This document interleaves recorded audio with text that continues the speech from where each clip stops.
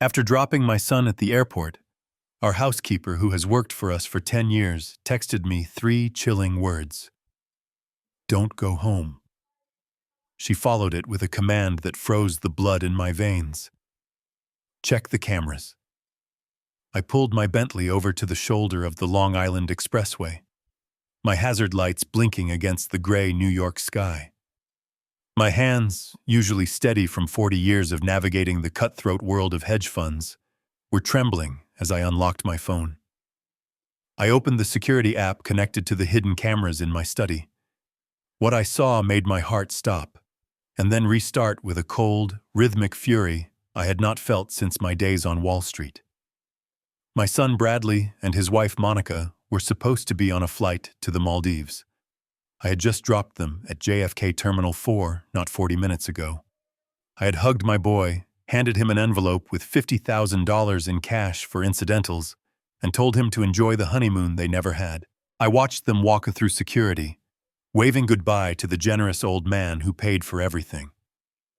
But on my phone screen, there they were. They were in my private study. Monica was holding a bottle of my 1982 Petrus, a wine I was saving for my 70th birthday. She wasn't just drinking it. She was pouring it onto the Persian rug, laughing as the crimson liquid stained the wool. I turned the volume up on my phone. The sound was crisp. Bradley was sitting in my leather chair, his feet up on my mahogany desk, spinning my antique globe with the tip of his shoe. He looked nothing like the grateful son who had just hugged me. His face was twisted in a sneer of pure contempt. He asked her if she was sure the old man was gone. Monica laughed, a sharp, cruel sound that grated against my ears. She said, "Of course he is gone. He thinks we are in the air. By the time he comes back from his little drive, we will have the safe drilled." Then she said the words that changed everything. She looked directly at where my hidden camera was, though she did not know it was there, and raised her glass. She proposed a toast to the herbal tea. She said she had doubled the dose of arsenic this morning. She told my son that the doctor said with his heart condition, it will look exactly like a natural cardiac arrest. 3 more days, Bradley. Just 3 more days of tea, and $50 million is ours. I sat there on the side of the highway, the rush of traffic shaking my car, but I felt absolute silence. My own son. The boy I had raised alone after his mother passed. The boy whose debts I had paid, whose failures I had cushioned, whose lies I had chosen to believe because I was a lonely old man who wanted a family. He was not just stealing from me, he was actively killing me. I watched Bradley laugh and kiss her. He told her she was a genius. He said he couldn't wait to dump my body in the ground, so he could finally sell the house and buy that Ferrari. I turned off the phone. I did not scream. I did not cry. I calmly removed the SIM card from my phone and snapped it in half. I rolled down the window and tossed the pieces onto the asphalt. The Garrison Ford who wanted to be a loving father died in that moment on the side of the expressway. The man who remained was the Garrison Ford who had destroyed competitors for sport in the 80s. They wanted my heart to stop. Instead, they just jump-started it. Before I tell you how I dismantled their lives piece by piece without them even knowing I was in the same room, let me know where you are watching from in the comments below. Hit like and subscribe if you have ever had to cut a toxic person out of your life to save your own. I merged back into traffic, but I did not turn around at the next exit to go home. Going home was a death sentence. If I walked through that door, I would have to confront them. They would lie. They might even try to finish the job right there with a pillow or a shove down the stairs. Number. Confrontation is for amateurs. Destruction is for professionals, and I was a professional. I needed to think. My mind raced back to the last 6 months. The dizziness, the shortness of breath, the way Monica had suddenly become so concerned with my health, insisting on preparing my evening tea herself. Special herbs from an organic market, she had said. It will help you sleep, Dad. I had thanked her. I had drunk every drop, touched by her kindness. Every sip was a step toward my grave. And the doctor, Dr. Thorne, Bradley's golf partner, the man who dismissed my symptoms as early-onset Alzheimer's and prescribed me sedatives. It was not a diagnosis. It was a conspiracy. I drove past the exit for the Hamptons. I kept driving west toward the city. I needed a fortress. I needed a war room. But first, I needed to know exactly how much time I had left. If the arsenic was already in my system, I could be dead before I executed my plan. I pulled into a small, nondescript urgent care clinic in Queens, far away from anyone who knew the name Garrison Ford. I used cash. I used a fake name. I demanded a full toxicology panel. The nurse looked at me strangely. A well-dressed man in a $6,000 suit sitting on a plastic chair in a waiting room that smelled of bleach and sickness. While I waited for the results, I bought a burner phone from a convenience store across the street. My hands were steady now. The plan was forming in my mind, layer by layer, complex and lethal. I sent one text message to the only person in that house who had warned me. Rosa. I typed simply. I am safe. Act normal. Do not let them know you warned me. I will be watching. Rosa had risked her life to send me that text. If Bradley knew she had alerted me, he would not hesitate to hurt her. She was the only family I had left now. The doctor called me in. He looked concerned. He asked me if I worked with industrial chemicals or pesticides. I told him no. He showed me the chart. My blood showed elevated levels of arsenic and traces of digoxin, a heart medication I was not prescribed.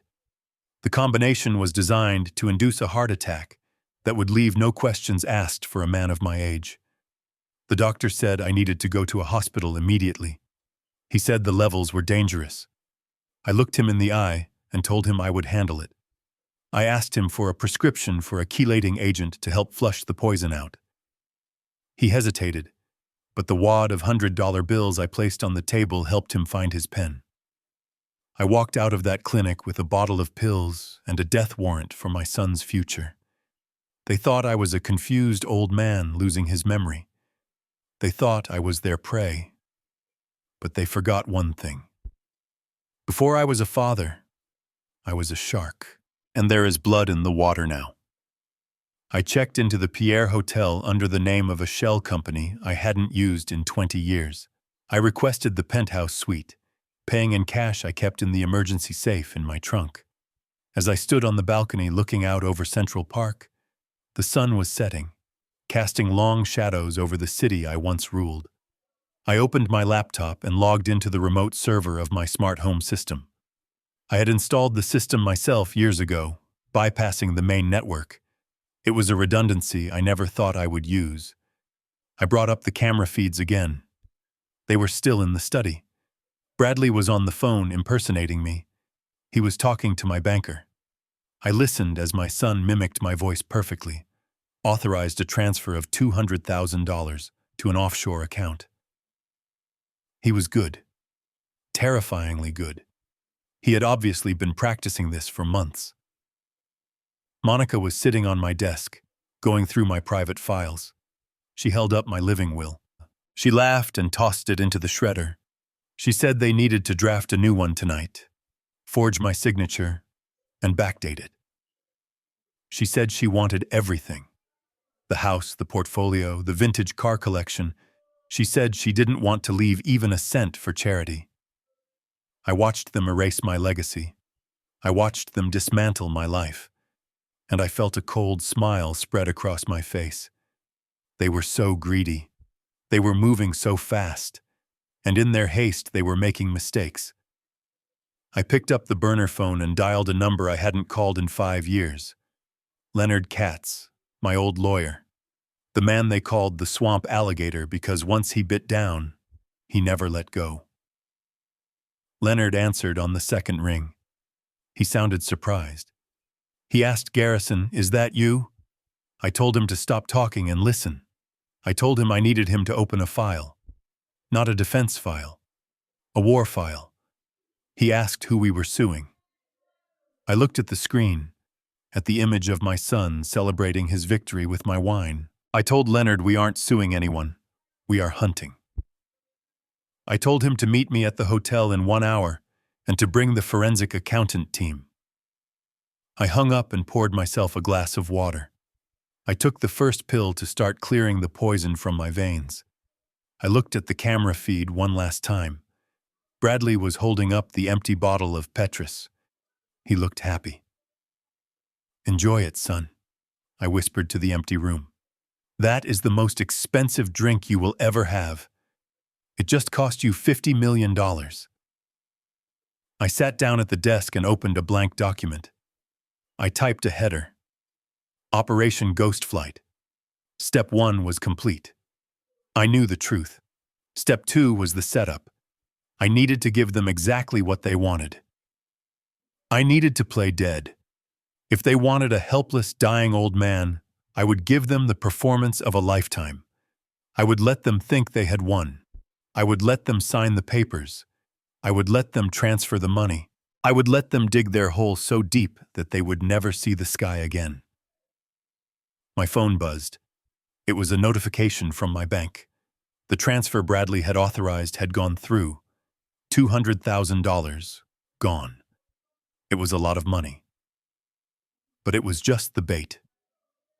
I closed my eyes and visualized the chessboard. I was 3 moves ahead. Tomorrow, I would plant the seed that would destroy them. I would leave a digital trail that would lead them not to my fortune, but to a trap so complex, so legally binding, that even the best lawyers in New York wouldn't be able to save them. The sun had fully set now. The city lights were twinkling below me. I felt a strange surge of energy. The heartbreak was gone, replaced by pure, crystallized adrenaline. They wanted to inherit my empire. Fine. I would show them exactly how I built it, by being the most ruthless man in the room. Tomorrow, the game begins, and I always win. I drove north on Interstate 95, leaving the toxic wreckage of my life behind in the Hamptons. My hands gripped the leather steering wheel of the Bentley until my knuckles turned white. But it was not just rage that made them tremble. It was a physical weakness I had been ignoring for months. As the adrenaline from the shocking revelation at the roadside began to fade, the reality of my physical condition crashed down on me. My chest felt tight, like an invisible band of iron was slowly constricting around my ribs. My vision blurred intermittently, turning the headlights of oncoming traffic into streaks of blinding white light. For 6 months, I had convinced myself this was just the price of aging. I was 69 years old. I had lived a high-stress life. I had accepted the narrative that I was simply fading away. But now, with the image of Monica pouring arsenic-laced tea fresh in my mind, every symptom took on a sinister new meaning. The chronic nausea wasn't indigestion. The metallic taste in my mouth wasn't a side effect of blood pressure medication. The brain fog that made me forget where I put my keys or what day of the week it wasn't early-onset Alzheimer's. I wasn't losing my mind. I was being murdered. I needed answers that couldn't be bought or influenced. I couldn't go to a hospital in the city where my name was on the donor wall. I couldn't go to any doctor who might know Bradley or have access to my digital records. I needed a ghost. I needed Elias Aris. Elias was a man I had known since the 80s. He had been a brilliant trauma surgeon before burnout, and a messy divorce drove him into a semi-reclusive private practice in rural Connecticut. He didn't ask questions. He didn't care about insurance. He only cared about the truth. I pulled into the gravel driveway of his secluded farmhouse just as the rain began to fall. The house was dark, save for a single light in the converted garage he used as a clinic. I stumbled out of the car, my legs feeling like they were made of lead. When Elias opened the door, his eyes widened. He didn't see the Titan of Wall Street. He saw a dying man. He helped me into the exam room. It was stark, smelling of rubbing alcohol and old books. I sat on the paper-covered table, shivering despite the warmth of the room. Elias didn't waste time with pleasantries. He took one look at my pale skin, the spider veins on my cheeks, and the tremors in my hands, and he began to work. He rolled up my sleeve. His touch was professional, but I could feel the concern radiating off him. He asked me what I had taken. I told him nothing. I told him I just drank the tea my daughter-in-law made me. The tea, she said, was full of antioxidants. The tea she promised would help me sleep. Elias frowned as he drew vial after vial of dark red blood. He took hair samples. He checked my nail beds, pointing out the white horizontal lines that I had assumed were just calcium deficiencies. Mace's lines, he whispered. A classic sign. The waiting was the hardest part. Elias went into his back lab to run the rapid toxicology panels. I sat alone in the silence, listening to the rain hammer against the tin roof. This was the moment the doubt started to creep in. Was I wrong? Maybe the camera feed was a hallucination. Maybe I really was losing my mind. Maybe I was just a paranoid old man who couldn't accept that his time was up. I looked at my hands. They looked like the hands of a stranger. Old, withered, weak. I thought about Dr. Thorne, my primary care physician for 20 years. The man I played golf with. The man who had sat in my study 3 months ago looked me in the eye with deep sympathy and told me I had aggressive early-stage dementia. He had prescribed me sedatives. He had told Bradley to take over my finances because the stress would kill me faster. Thorne was Bradley's friend too. They went to the same club. They drank the same scotch. How much had Bradley paid him? Was it a direct bribe, or simply the promise of managing the Ford family trust once I was gone? The betrayal stung worse than the poison. Thorne had used his medical license to validate my murder. He had built the perfect cover story. If I died of a heart attack, no coroner would look twice at an old man with a documented history of heart issues and dementia. It was the perfect crime. The door opened, snapping me out of my spiral. Elias walked back in. He wasn't holding a chart. He was holding a piece of paper with raw data printouts. He didn't sit down. He stood in front of me, removing his glasses, rubbing the bridge of his nose. He told me to listen carefully. He said my blood arsenic levels were 20 times the normal limit. He said there was also a significant concentration of digoxin, a heart medication derived from foxglove. I stared at him. I don't take digoxin, I said. My voice sounded raspy, foreign. Elias nodded grimly. He said he knew. He said digoxin in a healthy heart causes arrhythmias. Combined with arsenic, which weakens the blood vessels and damages the heart muscle, it is a ticking time bomb. He looked at me with an intensity that scared me. He said if I had stayed home tonight, if I had drunk one more cup of that tea, my heart would have stopped before morning. The room seemed to tilt. The confirmation was a physical blow. It wasn't a theory anymore. It wasn't a suspicion. It was biology. It was chemistry. My son, the boy I taught to ride a bike, the boy I held when he cried over his first breakup, had been systematically feeding me rat poison and heart stoppers for half a year. Elias asked if I wanted him to call the police. He reached for the phone. I stopped him. I put my hand over his. No police, I said. Not yet. Elias looked at me like I was insane. He said, "This is attempted murder, Garrison. They are killing you." I stood up. The weakness was still there, but something else was rising to the surface. A cold, hard resolve that I hadn't felt in years.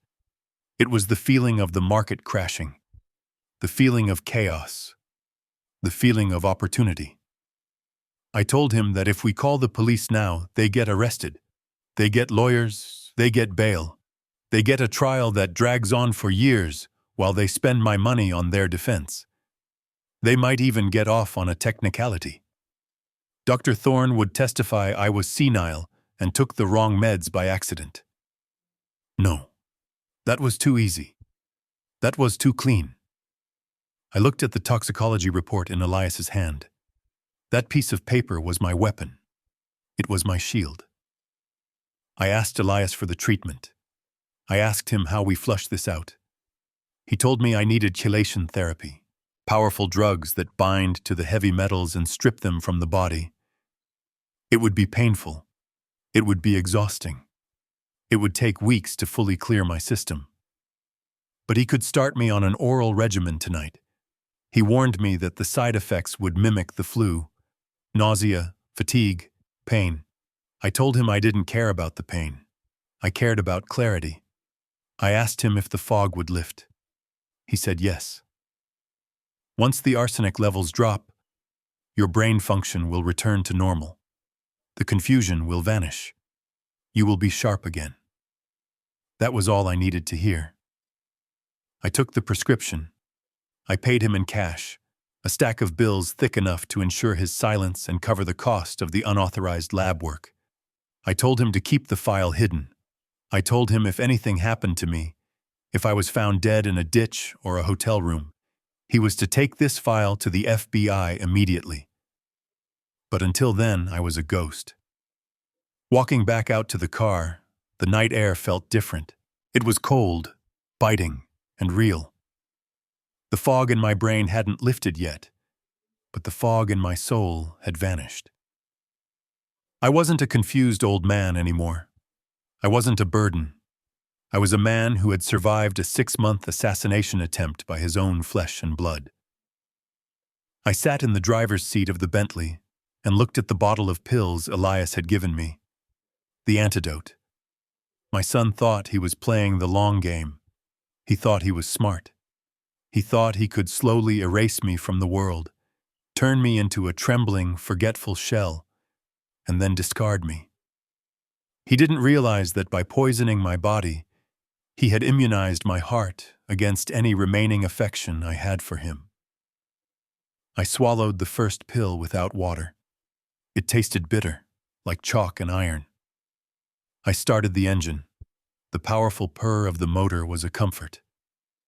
I wasn't going back to the Hamptons. I wasn't going to the police station. I was going to war. I pulled out of the driveway, the tires crunching on the gravel. I had a lot of work to do. I had assets to freeze. I had a will to rewrite. And I had a trap to set. A trap so intricate, so devastating, that by the time Bradley and Monica realized they were caught, the walls would already be closing in. Dr. Thorne had said I had Alzheimer's. He said I was forgetting who I was. He was wrong. I remembered exactly who I was. I was Garrison Ford, and I was about to remind everyone else, too. The rain was hammering against the windshield of the Bentley as I parked it a mile down the road, hidden behind a dense cluster of oak trees on an old service path. I could not risk the engine noise alerting them. I turned off the ignition and sat for a moment in the darkness. The silence of the woods was heavy, broken only by the rhythmic drumming of the storm. My chest still ached, a dull, throbbing reminder of the arsenic coursing through my veins. But the first dose of the chelation medication was beginning to work. My mind felt sharper than it had in months. The fog was lifting, revealing the jagged edges of the reality I now had to navigate. I was a stranger in my own life, an intruder approaching the fortress I had built to protect the very people who were now trying to kill me. I stepped out into the rain, pulling the collar of my trench coat up. The cold water felt good on my face. It felt like a baptism. I walked through the mud, navigating the perimeter of my estate by memory. I didn't head for the front door or the service entrance. I headed for the old stone folly in the garden, a decorative ruin that sat near the edge of the property. To anyone else, it was just a piece of landscaping. To me, it was the entrance to a Cold War relic. When I bought this estate in the 80s, the previous owner was a paranoid tycoon convinced the Russians were coming. He had built a reinforced tunnel connecting the garden folly to a panic room located directly behind the library in the main house. I had never used it. I had laughed at it.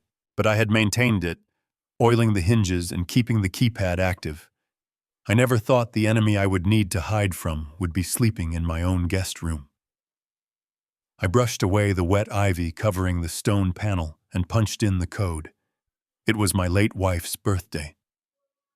The keypad beeped softly, a sound that seemed deafening in the night, and the heavy door clicked open. The air inside was stale and smelled of damp earth and old concrete. I clicked on my penlight, the thin beam cutting through the darkness. The tunnel was narrow, forcing me to hunch my shoulders. Every step was a battle. My legs were weak from the poison, and my heart hammered against my ribs, not from exertion, but from a terrifying anticipation. I was walking toward the truth, and I knew the truth would shatter whatever was left of my heart. It took me 10 minutes to reach the steel door at the end of the tunnel. This was the entrance to the panic room. I entered the code again. The hydraulic seals hissed as the door released. I slipped inside and locked it behind me.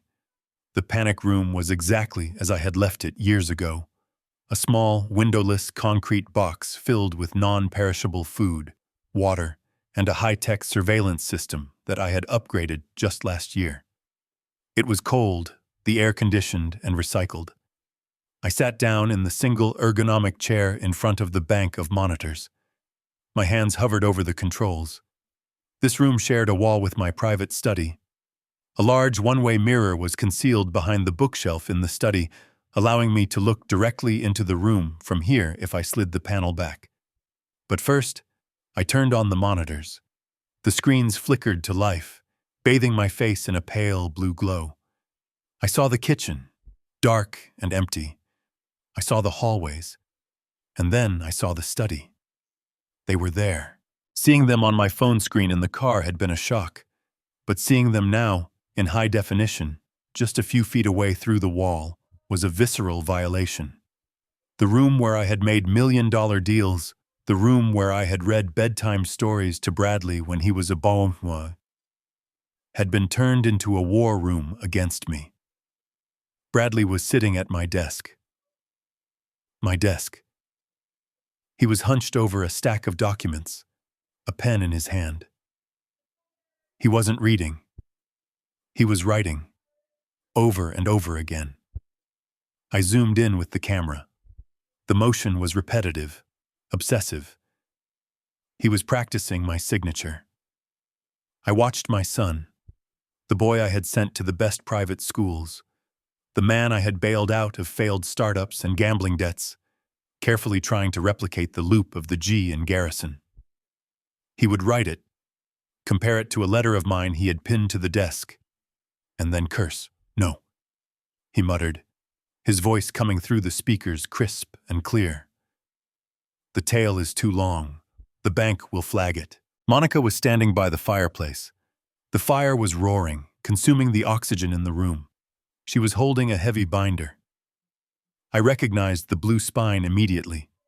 It was my old life insurance policy, the one that named the St. Jude's Children's Hospital as the primary beneficiary.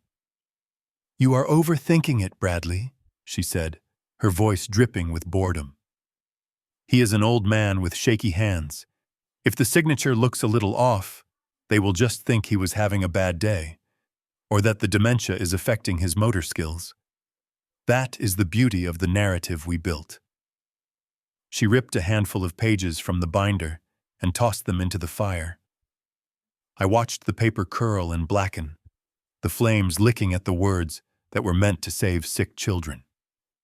She wasn't just stealing from me. She was stealing from the innocent. She was burning my legacy to fuel her greed. Bradley slammed the pen down. "I need the power of attorney to look perfect, Monica. If we use this to empty the investment accounts before the probate court freezes them, it has to be flawless.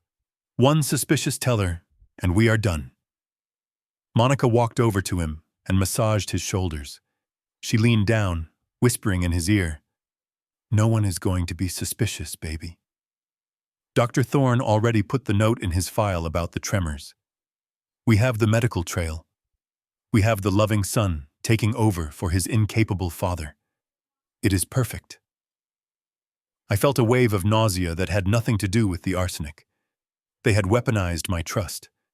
Every time I had complained about a shaking hand or a memory lapse, they hadn't been comforting me. They had been taking notes.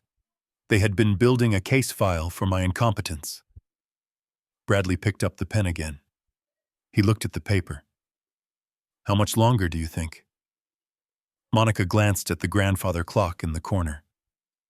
"The clock my father had given me." She shrugged. "He took a heavy dose this morning, and with the stress of the drive, maybe tonight, maybe tomorrow, but definitely before the weekend. We need to have these transfer forms ready to go by Friday morning." I sat in the dark panic room, my fists clenched so hard my fingernails dug into my palms. I wasn't scared anymore. The fear had evaporated, replaced by a cold, mathematical rage. I looked at Bradley's face. He didn't look guilty. He didn't look conflicted. He looked annoyed that forgery was difficult work. He looked like a man trying to finish a chore so he could go play. I reached out and touched the glass of the monitor. I remembered teaching him to write. I remembered his chubby little hand gripping a crayon, his tongue sticking out in concentration as he wrote his name for the first time. I had framed that piece of paper. I still had it in a box in the attic. And now, he was using those same hands to sign my death warrant. He finally produced a signature he liked. He held it up to the light. "There," he said, a smile spreading across his face. "That is Garrison Ford." Monica kissed him. "That is $50 million, she corrected him. I leaned back in the chair, the darkness of the panic room wrapping around me like a shroud. I had seen enough. I didn't need to hear any more. I had the intent. I had the method. I had the timeline. They gave me 3 days to die. I looked at the control panel. I could record this. I could send it to the police right now. They would be arrested within the hour. But as I watched Monica pour herself another glass of my wine and kick her shoes off onto my desk, I realized that prison was too good for them. Prison offers structure. It offers meals. It offers a chance at parole. No. I didn't want them in a cell. I wanted them in a cage of their own making. I wanted them to feel the high of victory before I pulled the floor out from under them. I wanted them to sign those papers. I wanted them to commit the crime. I wanted them to walk into the bank with their heads held high and the ink drying on their felony. I pulled a small notebook from my pocket. My hand was steady as I wrote down my observations. Time. Date. Specific documents destroyed. Specific admissions of guilt. This wasn't a diary, it was an indictment. I stood up. My legs felt stronger now. The anger was a powerful fuel. I took one last look at the monitor.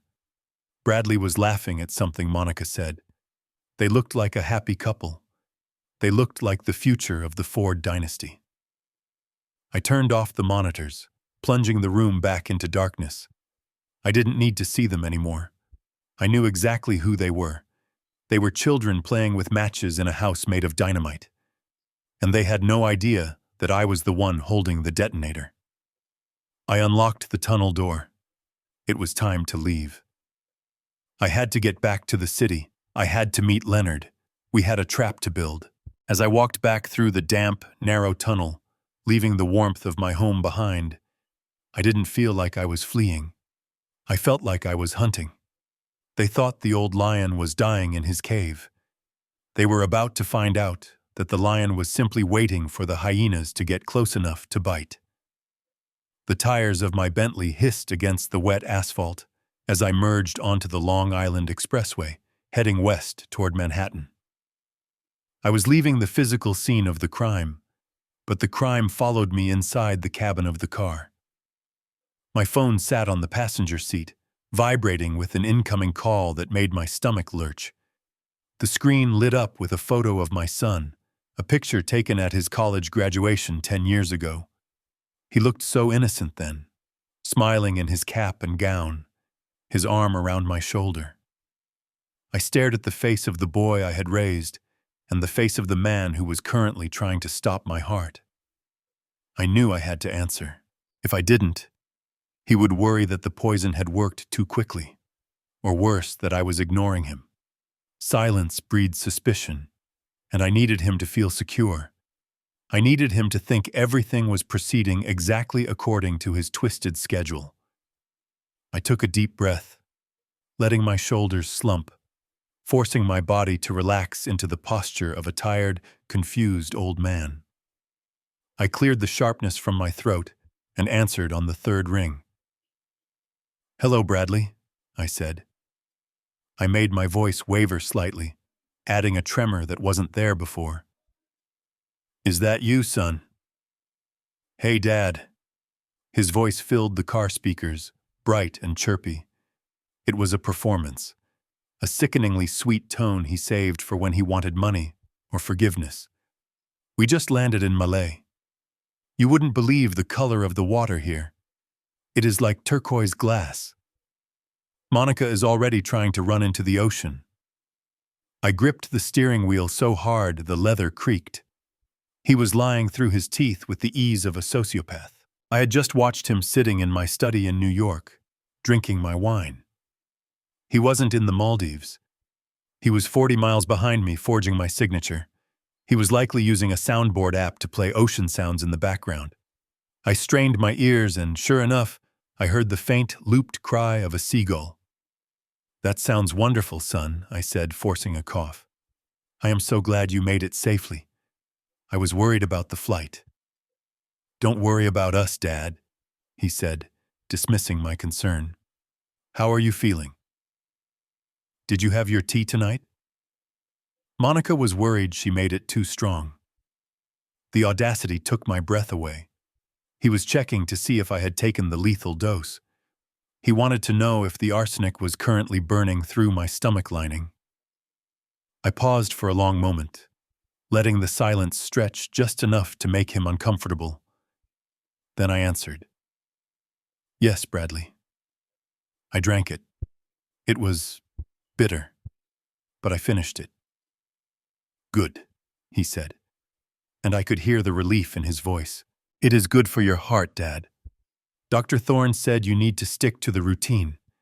Make sure you finish the whole pot before you go to bed. We want you to be strong when we get back." "I will, son," I whispered. "I promise. I will drink every last drop." I wasn't lying.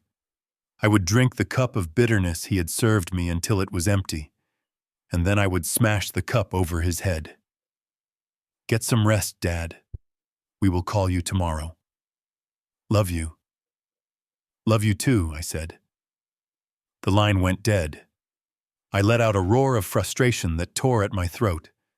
The "love you" at the end was the final insult. It was a habitual lie, a reflex.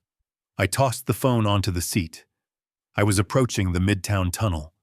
The lights of New York City rose up before me, a glittering canyon of steel and glass. This was my battleground. This was where I had made my name. In the Hamptons, I was Garrison Ford, the retiree, the grandfather figure, the target. But here in the concrete jungle, I was a predator. I drove straight to the Pierre Hotel on Fifth Avenue. I didn't use the main entrance. I used the private residence entrance around the side, a privilege I retained from when I owned a floor of the building in the 90s. I had called ahead to secure the penthouse suite under the name of a dormant LLC. As I rode the elevator up to the 39th floor, I called Leonard Katz. Leonard was the kind of lawyer other lawyers had nightmares about. We had started out together 40 years ago. He was 70 now, still practicing, still sharp as a razor. He didn't have clients, he had accomplices. "Leonard," I said when he picked up, "I am at the Pierre, Suite 3900. Bring the red file, and bring a forensic accountant you trust with your life." "Garrison, it is 10 o'clock at night," Leonard grumbled. "This better be good." "It isn't good, Leonard. It is a murder investigation. And the victim is me." That got his attention. He was at my door in 45 minutes. When Leonard walked in, he looked at me and frowned. "You look like hell, Garrison." "I feel like hell," I admitted, pouring him a scotch while I stuck to water. "My own son is poisoning me, Leonard. Arsenic and digoxin. I have the toxicology report from Elias Aris. I have video footage of them in my study right now, forging my signature to empty the trust." Leonard sat down slowly, his face losing all color. He read the report. He watched the video clip on my laptop. When he looked up, the grumbling old man was gone. The swamp alligator was present. "We call the district attorney," Leonard said, his voice low and dangerous. "We get them arrested tonight. Attempted murder, fraud, elder abuse. I can have them in cuffs before sunrise." "No," I said, cutting him off. I stood by the window, looking down at Central Park. "Arresting them is too easy. They have money, my money, to hire defense teams. They will plead insanity. They will plead coercion. They will drag my name through the mud for years. And even if they go to prison, they will sit in a cell thinking they almost won." "Then what do you want, Garrison?" Leonard asked. I turned to face him. "I want the ghost protocol." Leonard's eyes widened. He hadn't heard me use that term since the hostile takeover of Omnicorp in '89. The ghost protocol was a nuclear option. It wasn't just about defense. It was about total, systemic annihilation of an opponent's financial reality. "You want to bankrupt your own son?" Leonard asked softly. "I want to erase him," I said. "I want him to wake up and realize that every asset he thinks he owns is a mirage. I want him to sign those papers he is forging right now, and I want those papers to be the trap door that drops him into hell." I sat down across from Leonard and laid out the plan. It was intricate. It relied on the fact that Bradley and Monica were greedy but lazy. They understood money, but they didn't understand the plumbing of the financial system. First, I instructed Leonard to quietly contact the private banking division of the trust. We weren't going to freeze the accounts. Freezing them would alert Bradley when the transfer failed. Instead, we were going to shadow mirror them.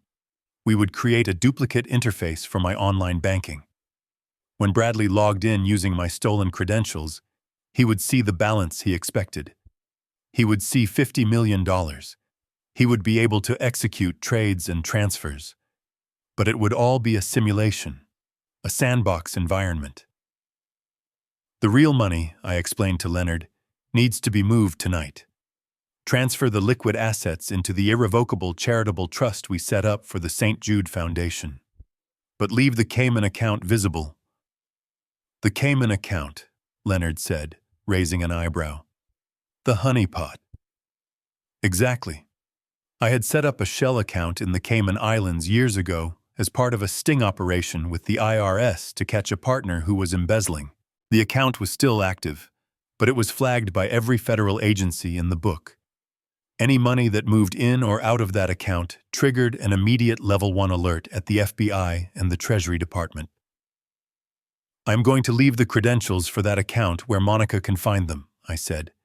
"They will think it is my secret stash, my tax evasion money. They won't be able to resist. They will try to drain it." And when they do, Leonard finished the thought, a smile creeping across his face, "they won't just be stealing from you. They will be committing federal wire fraud, money laundering, and international banking violations. They will be stepping onto a landmine that the U.S. government planted." Precisely. I wanted them to face federal charges. No parole. No plea deals. Just 10 years in a federal penitentiary.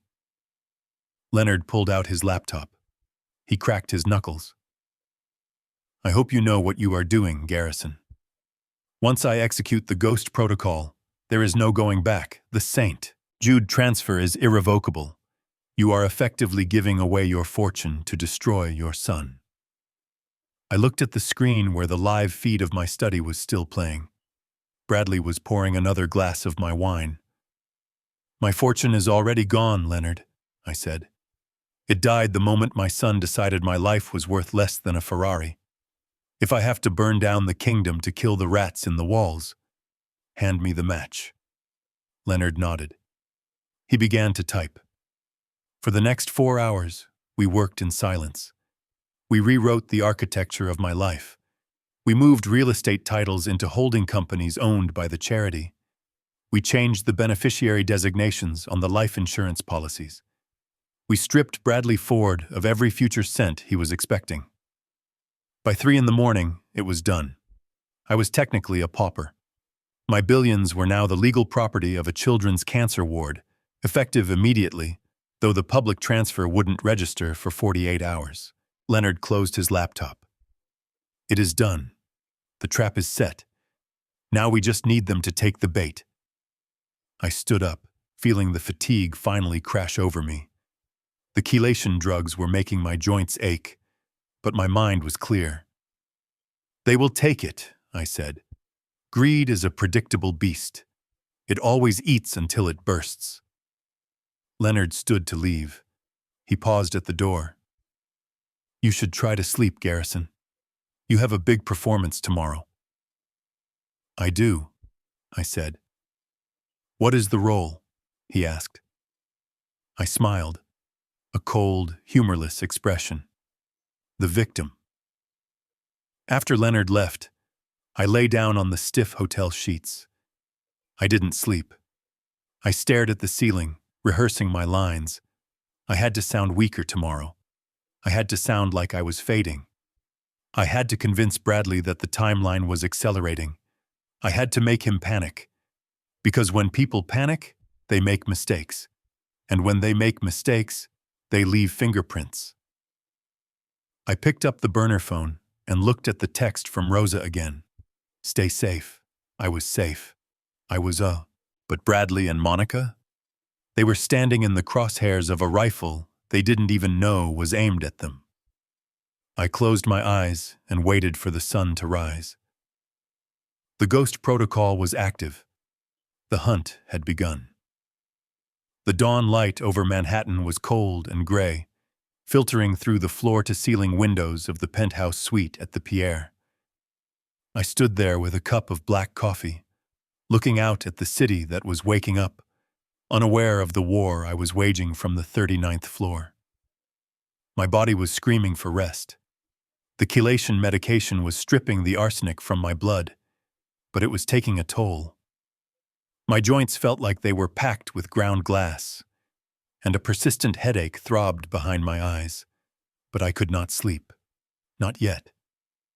I had one final piece of the trap to set, the most dangerous piece. Leonard and I had built the cage, but a cage is useless without bait. We had moved the legitimate assets into the charitable trust, shielding them from Bradley's grasp, but simply denying him the money wasn't enough. If he went to the bank on Monday and found the accounts empty, he would be furious. Yes, he would scream and threaten litigation. He might even try to contest the trust in court, dragging my name through the mud for years. He would play the victim. He would say his senile father was manipulated by lawyers. He would walk away a free man, perhaps even with a settlement just to make him go away. No. That outcome was unacceptable. I needed him to cross a line from which there was no return. I needed him to commit a crime so egregious, so undeniable, that no jury in the world would look at him with anything but disgust. I needed him to steal money that the federal government was watching. I turned away from the window and sat down at the sleek glass desk in the living room. I opened my laptop. The screen glowed with the familiar interface of my email account. This was the key. I knew my son better than he knew himself. I knew he was lazy. I knew he was entitled. But most of all, I knew he was paranoid.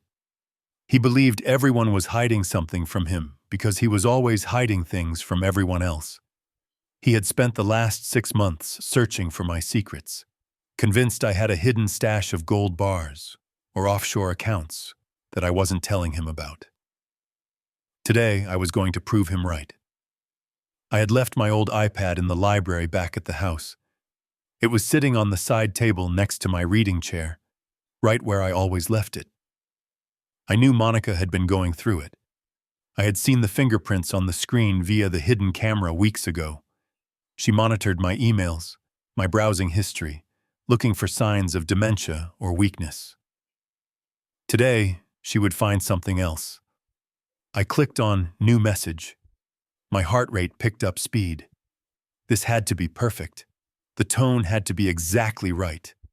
It couldn't look like a trap. It had to look like a mistake. A slip-up by an old man who was losing his grip. I typed the recipient's name. Jean-Luc Vasseur. He didn't exist, of course, but the email address looked official, tied to a defunct Swiss banking domain I had purchased years ago for corporate espionage protection. Subject line: Cayman liquidation. Urgent. I began to type the body of the email. I wrote it slowly, channeling the voice of a man who was scared and secretive. Jean-Luc, I wrote, I need to move the funds from the Cayman Black account immediately. The $80 million is not safe there anymore. My health is failing faster than I expected. If anything happens to me, I do not want this money going through the U.S. probate courts. The taxes would be ruinous, and I do not want my son to have access to this much unsupervised capital. He is not ready. Please prepare the wire transfer instructions for the shell company in Panama. I will send the final authorization codes tomorrow. I read it over. $80 million. It was a number large enough to blind them. It was enough to buy private islands, jets, and political influence. It was the kind of money that makes people stop thinking and start drooling. I didn't hit send. Sending it would leave a record. Instead, I saved it to the drafts folder. The beauty of modern technology is the cloud. The moment I saved that draft on my laptop in Manhattan, it synced instantly to the iPad sitting on the table in the Hamptons. It was a digital landmine, armed and waiting for someone to step on it. Now, all I had to do was wait. I pulled up the camera feed on the large monitor. The house was quiet. It was early, barely 7 in the morning. Bradley and Monica were likely still asleep in the master bedroom, my bedroom, dreaming of the fortune they thought was already theirs. I forced myself to drink some water. I took another chelation pill. The nausea rolled over me, but I pushed it down. I needed to be alert. An hour passed, then 2. The sun climbed higher. I watched Rosa enter the library to dust. My heart clenched. If she moved the iPad, if she turned it off, the plan might fail. But Rosa was a creature of habit. She dusted around the device, careful not to disturb her employer's things. She was a good woman. I made a mental note to double her severance package and set up a college fund for her grandson. At 9:30, the door to the library opened. Monica walked in. She was wearing one of my late wife's silk robes. The sight of it made my jaw tighten. She looked like the queen of the castle, walking with an arrogant sway that made my skin crawl. She was holding a cup of coffee.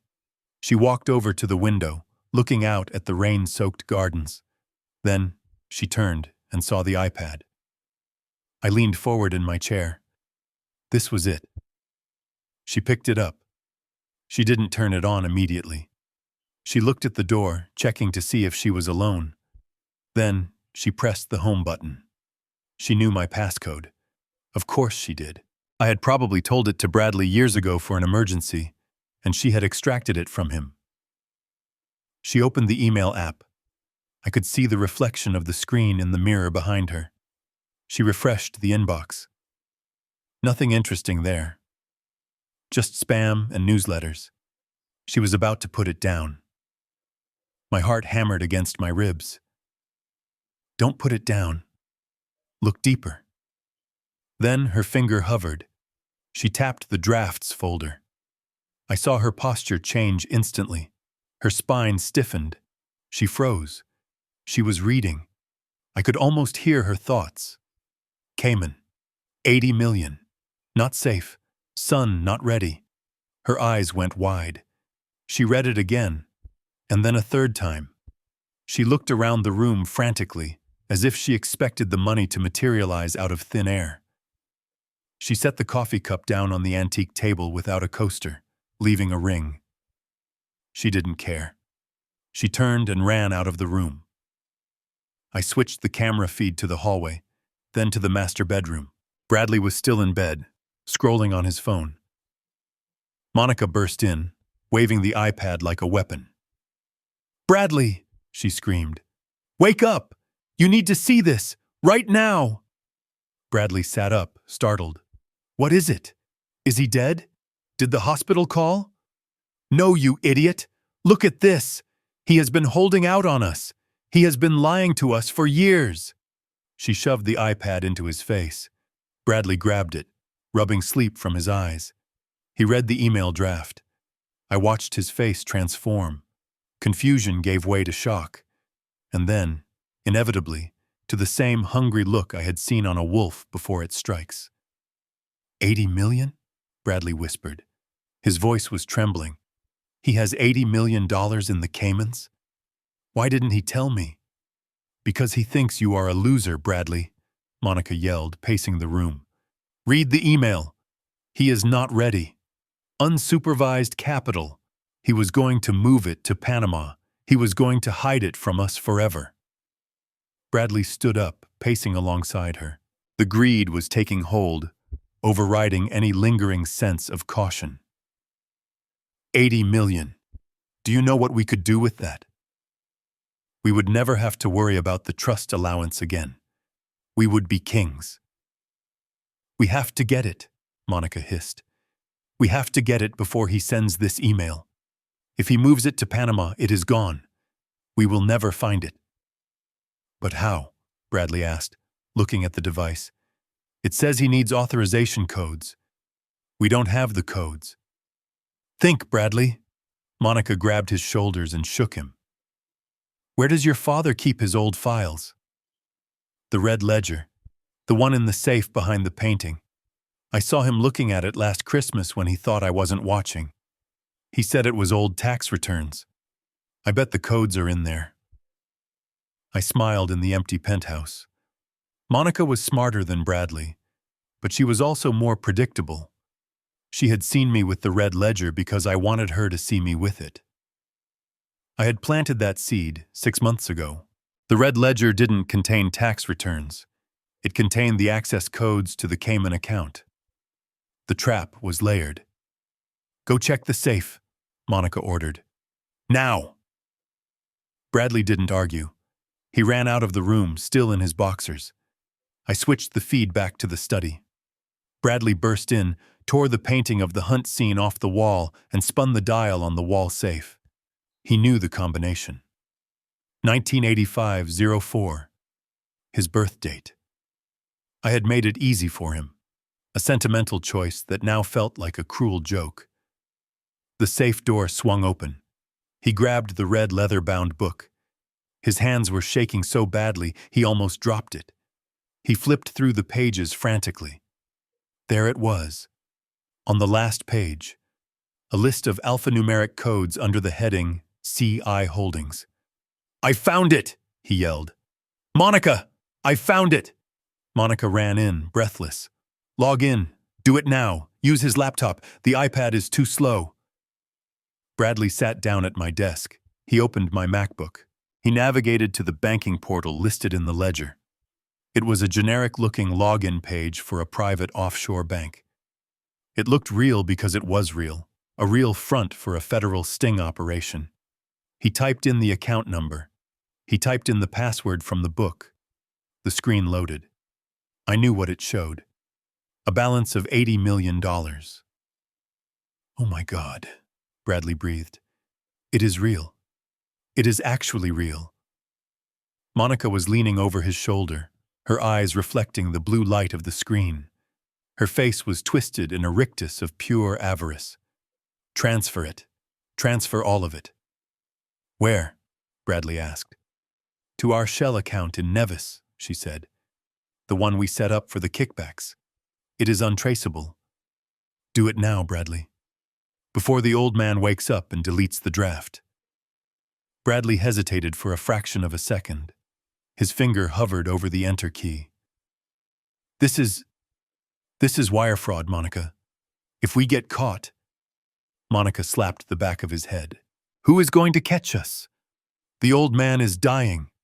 By the time anyone notices this money is gone, he will be dead and buried, and we will be on a beach in non-extradition territory.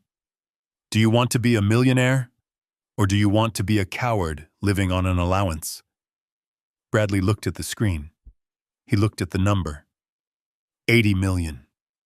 He made his choice. I am doing it, he said. He began to type in the transfer details. I sat back in my chair in Manhattan. The trap had snapped shut. They hadn't just taken the bait. They had swallowed the hook, line, and sinker. By accessing that account, by using those codes, and by initiating an international transfer of funds from a flagged federal account, they had just triggered alarms at the FBI, the IRS, and the Treasury Department. I picked up my burner phone and sent a single text message to Leonard. It is done. They are in. I watched Bradley hit submit. The screen flashed a confirmation message. Transfer pending. They cheered. They actually hugged each other, jumping up and down in my study like children who had just won a game. They were celebrating their own destruction. I felt a profound sadness wash over me, a final grieving for the son I had lost long ago. But as I watched them pop the cork on another bottle of my wine to celebrate their theft, the sadness hardened back into resolve. Enjoy the champagne, I whispered to the screen, because the hangover is going to be a life sentence. I closed the laptop. The bait had been taken. Now it was time for the execution. I needed to prepare for my return from the dead. I stood up and walked to the closet where my tuxedo hung. I brushed the lapel. Tonight, I would not be wearing a hospital gown. I would be wearing armor. And I would walk into that house not as a victim, but as the judge, jury, and executioner of their comfortable lives. The silence in the penthouse was heavy, broken only by the hum of the server cooling fans and the rhythmic thrumming of my own heart. On the high-definition monitor in front of me, I watched the two rats scurrying inside the maze I had built for them. Bradley and Monica were in my study, huddled around my laptop like vultures picking at a carcass. The glow of the screen illuminated their faces, which were twisted in a mixture of greed and panic. They had the account number. They had the username from the red ledger. But they had hit a wall. I zoomed in on the screen. The offshore banking portal, the fake one I had set up with the help of the FBI's cyber division years ago, was asking for a password. It was a simple white box with a blinking cursor, but to them it was an iron gate standing between them and $80 million. Bradley was sweating. I could see the sheen on his forehead. He was typing in combinations, slamming the enter key, and then cursing as the text invalid credentials flashed in red. He tried my birthday. He tried his birthday. He tried the street address of our first home. He tried Monica's name. "Stop guessing, you idiot!" Monica hissed, her voice tinny through the surveillance speakers. "You are going to lock the account. If we get locked out, we can't reset it without his biometrics. We need the password." Think, Bradley. What would he use? I leaned back in my chair, sipping a glass of water. The chelation medication was doing its work, pulling the heavy metals from my blood, but it left me feeling hollowed out, as if my bones were vibrating. But the pain was useful. I needed to sound weak. I needed to sound like a dying man who was losing his grip on reality. I knew exactly what they were doing next. Bradley pulled out his phone. He opened the spyware app he had installed on my phone 3 months ago. He thought he was so clever. He thought I didn't know about the malware hidden inside the weather app he had insisted on downloading for me. He had been listening to my calls, tracking my GPS, reading my texts. That was how they knew when I was meeting with my lawyer. That was how they knew when I went to the bank. I had left the back door open for them. I had never removed the spyware. I kept it there for this exact moment. I needed a direct line to their ears, a channel where I could feed them disinformation that they would believe was absolute truth because they thought they were stealing it. I picked up my burner phone. I dialed my own voicemail. I knew that the spyware recorded every outgoing call, regardless of whether someone answered. To Bradley, it would look like I was leaving a desperate, secret message for my attorney. I cleared my throat, letting a rasp creep in. I slumped forward, compressing my diaphragm to make my breath sound shallow and labored. I hit the call button. On the monitor, I saw Bradley's head snap up. He held up a hand to silence Monica. He tapped his phone screen. He was listening to me live. I began to speak, my voice trembling. Leonard. Leonard, pick up. It is Garrison. I paused, letting a long, ragged wheeze escape my lips. I am at the hotel. The chest pains. They are getting worse, Leonard. I don't think the pills are working. I feel like I am drowning. I watched Bradley. He was grinning. He pointed at the phone and gave Monica a thumbs up. He was happy I was dying. Listen to me, Leonard, I continued, injecting a note of frantic urgency into my tone. We cannot wait until Monday. The Cayman account, the 80 million, we have to move it. If I die tonight, if my heart gives out, the government will seize it. Or worse, Bradley will find it. He is not ready, Leonard. He will blow it on gambling and cars in a week. He doesn't understand the responsibility. Monica's face darkened on the screen. She mouthed the word bastard. I need you to access the portal for me, I said, my voice dropping to a harsh whisper. I can't. My hands are shaking too much to type. The username is in the red ledger. You have that. But the password, I changed it last month. I changed it to the only date that still matters to me. I saw Bradley lean in closer to his phone. He was practically vibrating. This was it, the key to the kingdom. It is the day I lost her, Leonard, I said, letting a genuine tear slide down my cheek. The memory of that day was the only real thing in this entire performance. October 12th, 1998, the day Elizabeth died, the day the light went out of my life. That is the password, 10121998. No spaces, just the numbers. Use it, Leonard. Move the money to the Panama shelter. Do it now. I hung up the phone. I sat there in the penthouse, my hand trembling slightly. That date was sacred. It was the day my wife, Bradley's mother, had lost her battle with cancer. It was the day I had held her hand as she took her last breath, promising her that I would protect our son. Using that date as the trap code felt like a violation, but it was a necessary one. It was the ultimate test. If Bradley had a single shred of humanity left, hearing that date, hearing his father's grief, should have made him pause. It should have sparked a moment of hesitation, a memory of his mother, a pang of guilt. I watched the screen. Bradley didn't hesitate. He didn't look sad. He didn't look down. He didn't even acknowledge that I was talking about the death of his own mother. He just looked at Monica and shouted, I got it! It is Mom's death day, 10/12/98! Monica clapped her hands. Type it in, hurry! I watched my son type the numbers. 10121998. He typed them with force, with excitement. He was using the date of his mother's death to steal from his father. The irony was so sharp, it felt like a physical knife in my gut. He had stripped the date of all its tragedy and reduced it to a sequence of keys that would unlock a vault. He hit enter. The screen on my laptop, mirroring their view, spun for a second. Then it flashed green. Access granted. "We are in!" Bradley screamed. He jumped out of the chair, pumping his fist in the air. "We are in, baby! Look at that balance!" Monica pushed him aside and stared at the screen. $80 million. It is beautiful. They hugged each other. They danced around my study, celebrating.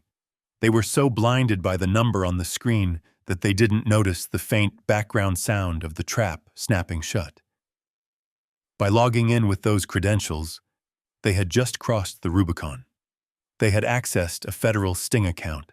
Their IP address, their device ID, their location, and the timestamp were currently being logged by the FBI servers in Quantico. They hadn't just committed attempted theft. They had committed wire fraud, unauthorized access to a protected financial system, and conspiracy to commit money laundering. I watched them high-five. Bradley grabbed the bottle of Petrus and took a swig straight from the bottle. "We did it," he said, wiping wine from his chin. "The old man is dying in a hotel room, crying to his lawyer, and we just took everything." "Transfer it," Monica commanded. "Transfer it to the Nevis account." Bradley sat back down. He cracked his knuckles. "Goodbye, Dad. Thanks for the inheritance." He began to type in the transfer order. I closed my eyes for a moment.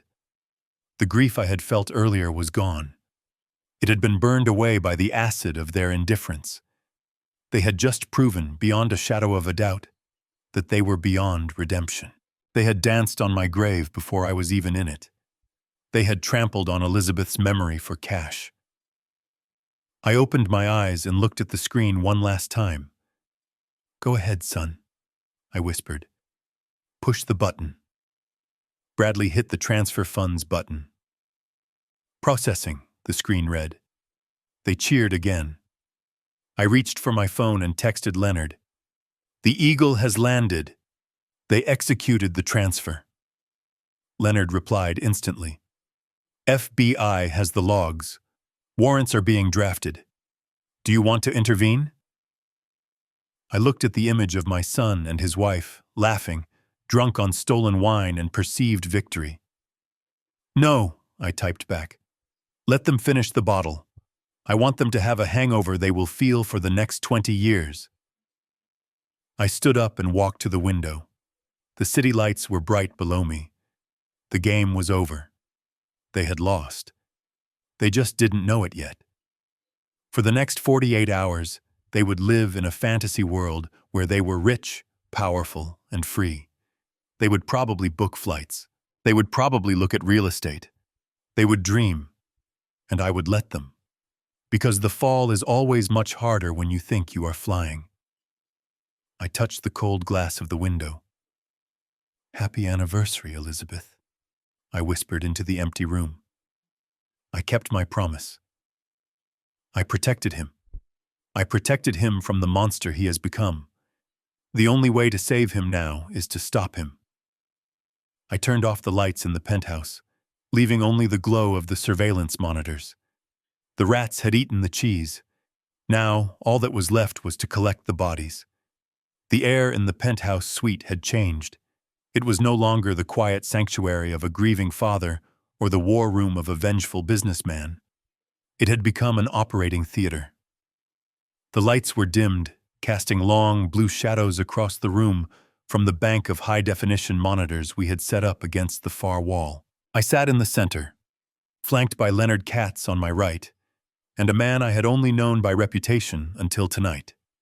Special Agent Miller of the FBI's Financial Crimes Division, on my left. Miller was a man who looked like he had been carved out of granite, silent and observant, his eyes fixed on the screen where my son was about to destroy his life. There was no wine in the penthouse, no music, just the hum of the server racks Miller's team had installed to ensure a secure, latency-free connection to the sting operation. We were watching a crime in real time, but unlike any other robbery in history, we had given the thieves the keys, the map, and the combination. On the main screen, the feed from my study was crystal clear. Bradley was sitting at my mahogany desk, the glow of the laptop illuminating his face. He looked manic. The alcohol had flushed his cheeks, and his movements were jerky, filled with a nervous energy that vibrated through the camera lens. Monica stood behind him, her hands gripping the back of his chair, her fingernails digging into the leather. She was the architect of this moment, whispering into his ear, urging him forward, blinded by the promise of $80 million that didn't exist. Agent Miller leaned forward, tapping a key on his own laptop. He spoke for the first time in an hour, his voice dry and professional. "We are live on the transaction server, Mr. Ford. The connection is secure.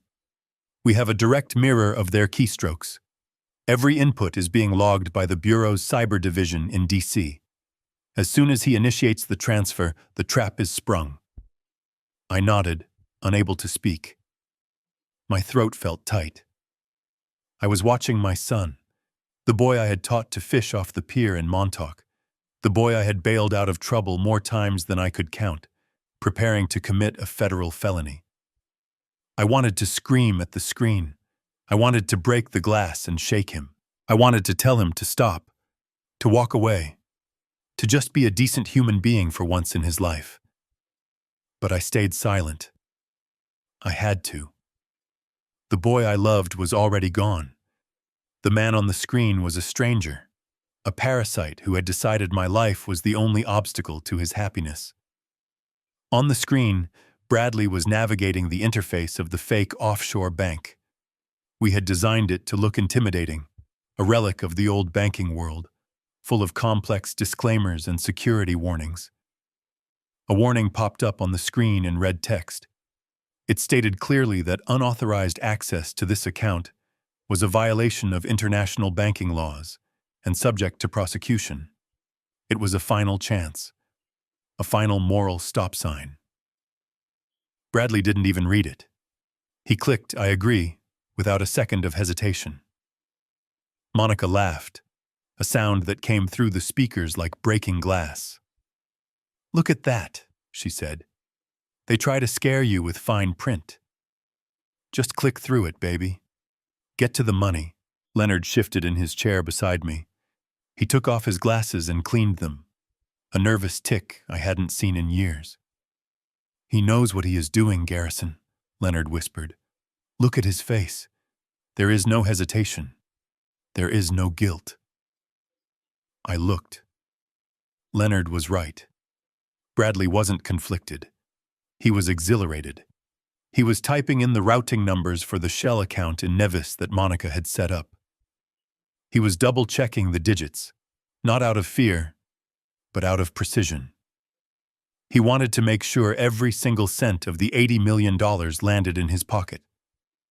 Agent Miller spoke again, narrating the legal reality of what we were seeing. "He has entered the routing number. That is the first strike. Conspiracy to commit money laundering. He is knowingly directing funds from a flagged account to a non-extradition jurisdiction. That alone is 5 years." Bradley typed in the amount. $80 million. He added the zeros with a flourish, hitting the keys hard. "Second strike," Miller said. "Attempted grand larceny. The amount puts this in a special bracket of federal sentencing." Then came the final step. The screen asked for the confirmation code. This was the failsafe I had built into the fake site. It required a biometric confirmation or a secondary password. Bradley didn't have my fingerprint, obviously, but he had the red ledger. He grabbed the book from the desk, flipping pages frantically until he found the backup codes I had planted. He read the code aloud, his voice trembling with excitement. "Alpha. 7. Victor. 9. He typed it in. The screen changed. It showed a final button, a simple gray rectangle with the word transfer. This was it, the moment of no return. The room in the penthouse went deathly silent. Even the air conditioning seemed to pause. I felt like I was watching an execution, but I wasn't sure if it was my son's execution or the execution of my own heart. Bradley hovered his finger over the enter key. He looked up at Monica. "We are going to be free," he said. His eyes were wide, shining with tears of joy. No more allowance.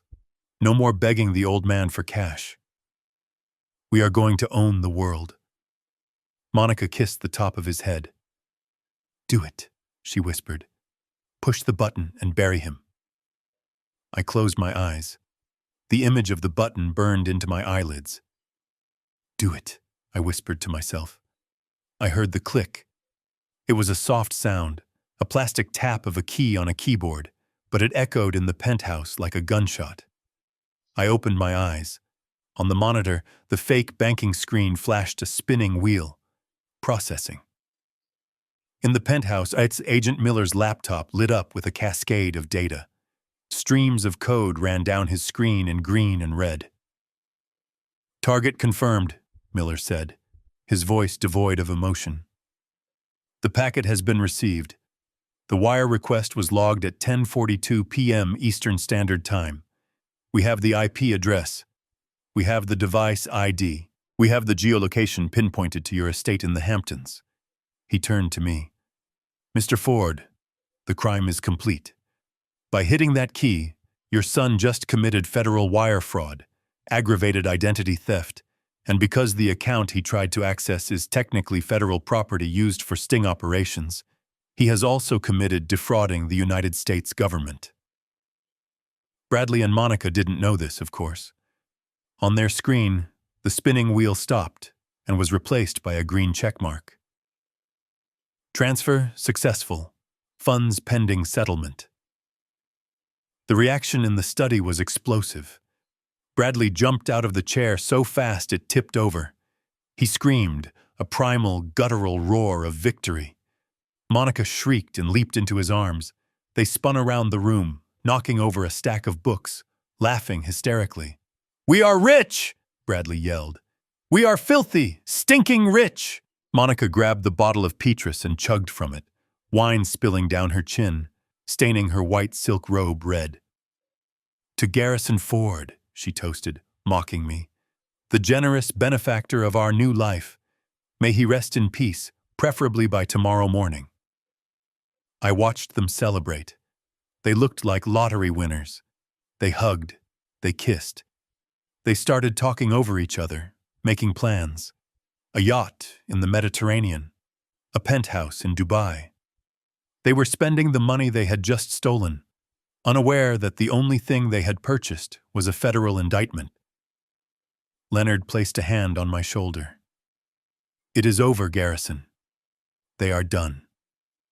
There is no lawyer on earth who can get them out of this. We have the video. We have the data logs. We have the intent." I looked at the screen, at the son I had held in my arms when he was a baby. I remembered the day he was born. I remembered promising to give him the world. I had failed. I had given him too much, and it had rotted him from the inside out. Agent Miller closed his laptop. "I will forward the evidence package to the U.S. Attorney's Office immediately. The warrants will be signed by a judge within the hour. We can move in whenever you are ready, Mr. Ford." I stood up. My legs felt heavy but steady. The nausea was gone. The confusion was gone. All that was left was the cold clarity of the aftermath. "Not yet," I said. "Let them have their night. Let them go to sleep thinking they are kings. Let them wake up and pack their bags."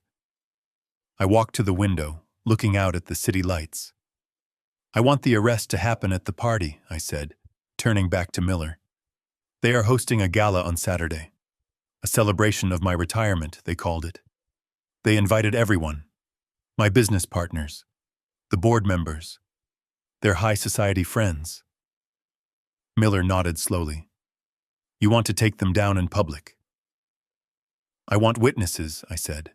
"I want everyone to see who they really are. I don't want rumors. I don't want speculation.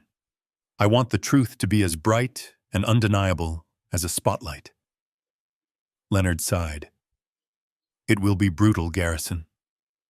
Betrayal is brutal, Leonard, I replied. Justice is just the balance. I looked back at the screen one last time.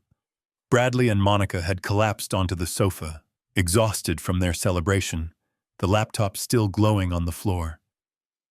They looked peaceful, innocent even. But the digital footprint they had just created would follow them for the rest of their lives. I felt a strange sense of detachment. The anger had burned itself out, leaving only ash. I wasn't angry anymore. I was just done. I had cut the limb to save the body. Agent Miller packed up his gear. We will have teams in position on Saturday. The moment you give the signal, we breach. Thank you, Agent, I said. As they left the room, leaving me alone in the blue glow of the monitors, I sat back down. I watched my son sleep. Sleep well, Bradley, I whispered. Dream of your yachts and your Ferraris. Because when you wake up, the only thing you will own is the jumpsuit on your back. I turned off the monitor. The screen went black, erasing them from my sight. But in the darkness of the penthouse, I didn't feel alone. I felt the presence of every decision I had ever made, leading me to this moment. The perfect crime had been committed, but the punishment was going to be even more perfect. 3 days of silence is a long time in the world of the living, but in the world of the guilty, it is an eternity that feels like a warm bath. Bradley and Monica had taken my silence as confirmation. They assumed the arsenic had finally done its job, stopping my heart in that hotel room at the Pierre. They assumed the maids would find my body eventually, or perhaps they didn't care if I was ever found at all, as long as the wire transfer cleared. And it had cleared.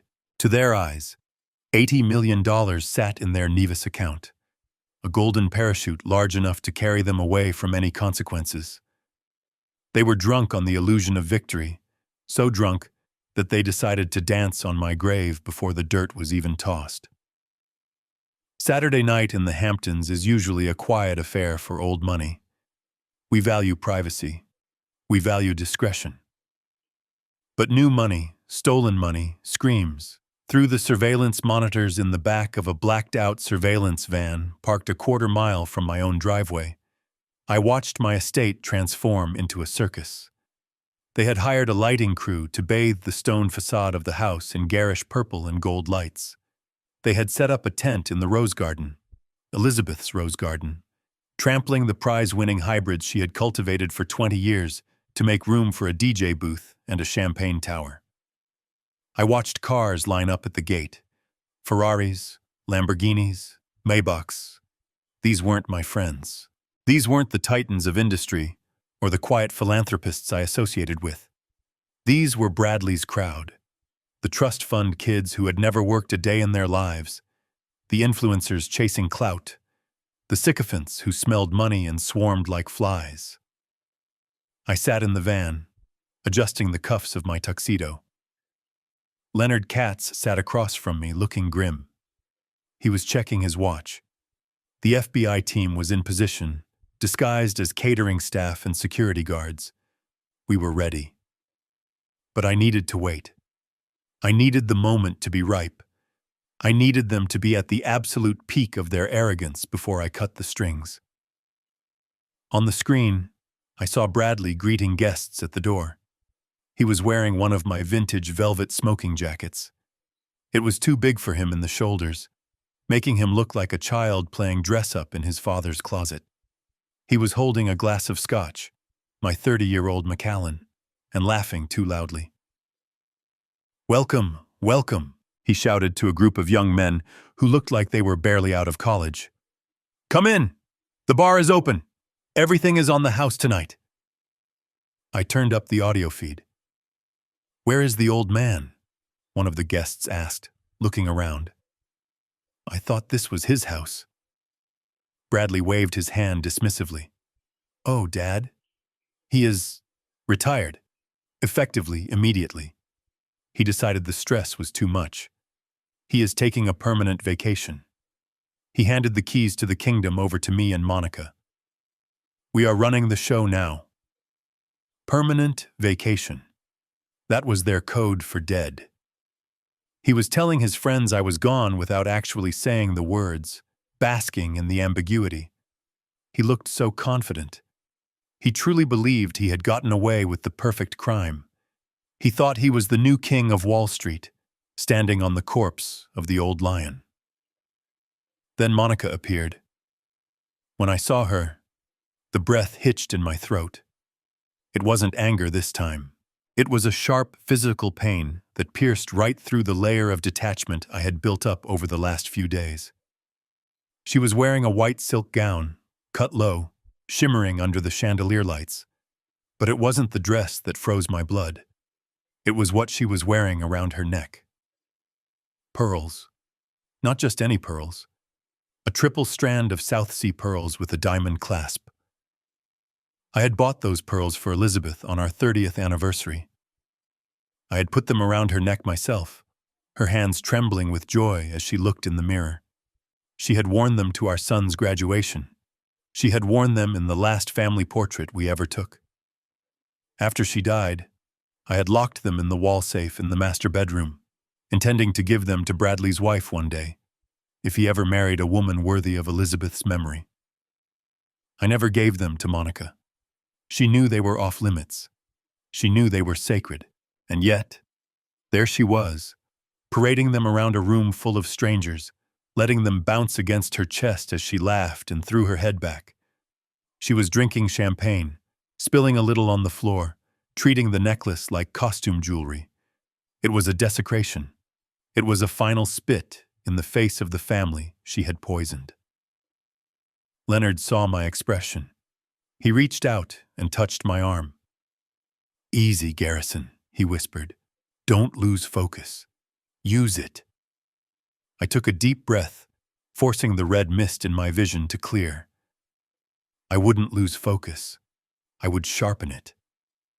That necklace was the final nail in her coffin. She wanted to wear the crown? Fine. She would wear the chains too. Inside the house, the music grew louder. The bass thumped against the walls, shaking the family portraits I had hung in the hallway. I watched as a young woman with blue hair knocked a vase off a side table. It shattered. Bradley just laughed and kicked the pieces under the rug. "Who cares?" he yelled. "We will buy a new one. We will buy 10. He climbed onto a chair in the center of the living room. He whistled loudly, demanding attention. The music lowered slightly. The crowd turned to look at him. He raised his glass high. "Everyone listen up," he bellowed. "I want to make a toast to the future. For years, you guys have watched me live in the shadow of the great Garrison Ford. You watched me beg for scraps. You watched me wait my turn. Well, the waiting is over," the crowd cheered. Monica walked up to him, wrapping her arms around his leg, looking up at him like an adoring subject. "My father," Bradley continued, putting on a mock sad face, "isn't doing well. His mind, you know how it is. He is confused. He is lost. He signed everything over to us a few days ago because he knew deep down that he couldn't handle it anymore. He knew I was the better man." Laughter rippled through the room. "So tonight isn't just a party," he shouted. "It is a coronation. We are $80 million richer than we were on Monday. And we are just getting started." The room exploded in applause. Corks popped. People were chanting his name. Bradley, Bradley, Bradley. I watched him soak it in. He really believed it. He believed he had won because he was smarter, stronger, better.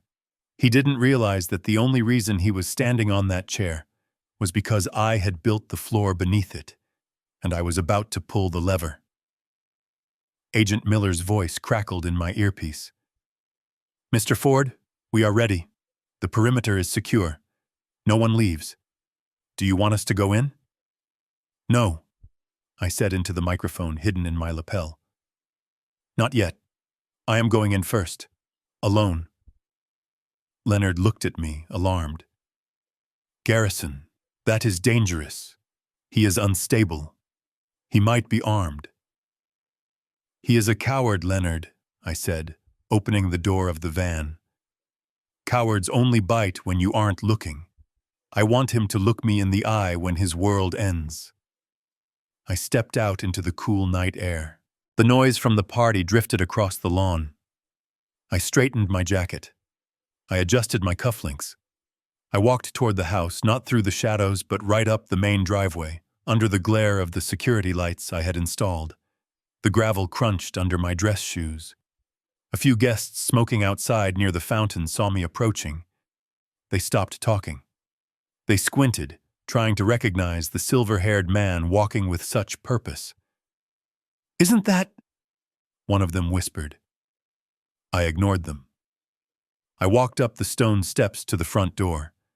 The bouncer, a hired muscle I didn't recognize, put a hand out to stop me. "Private party, pal. Invitation only." I stopped and looked at him. I didn't raise my voice. I simply projected the authority that had once made CEOs crumble in boardrooms. "Get your hand off me," I said, "or you will be explaining to a judge why you assaulted the owner of this property." The bouncer hesitated. He looked at my face, then back at the door. He recognized me. His eyes went wide. He stepped back, lowering his head. "Mr. Ford,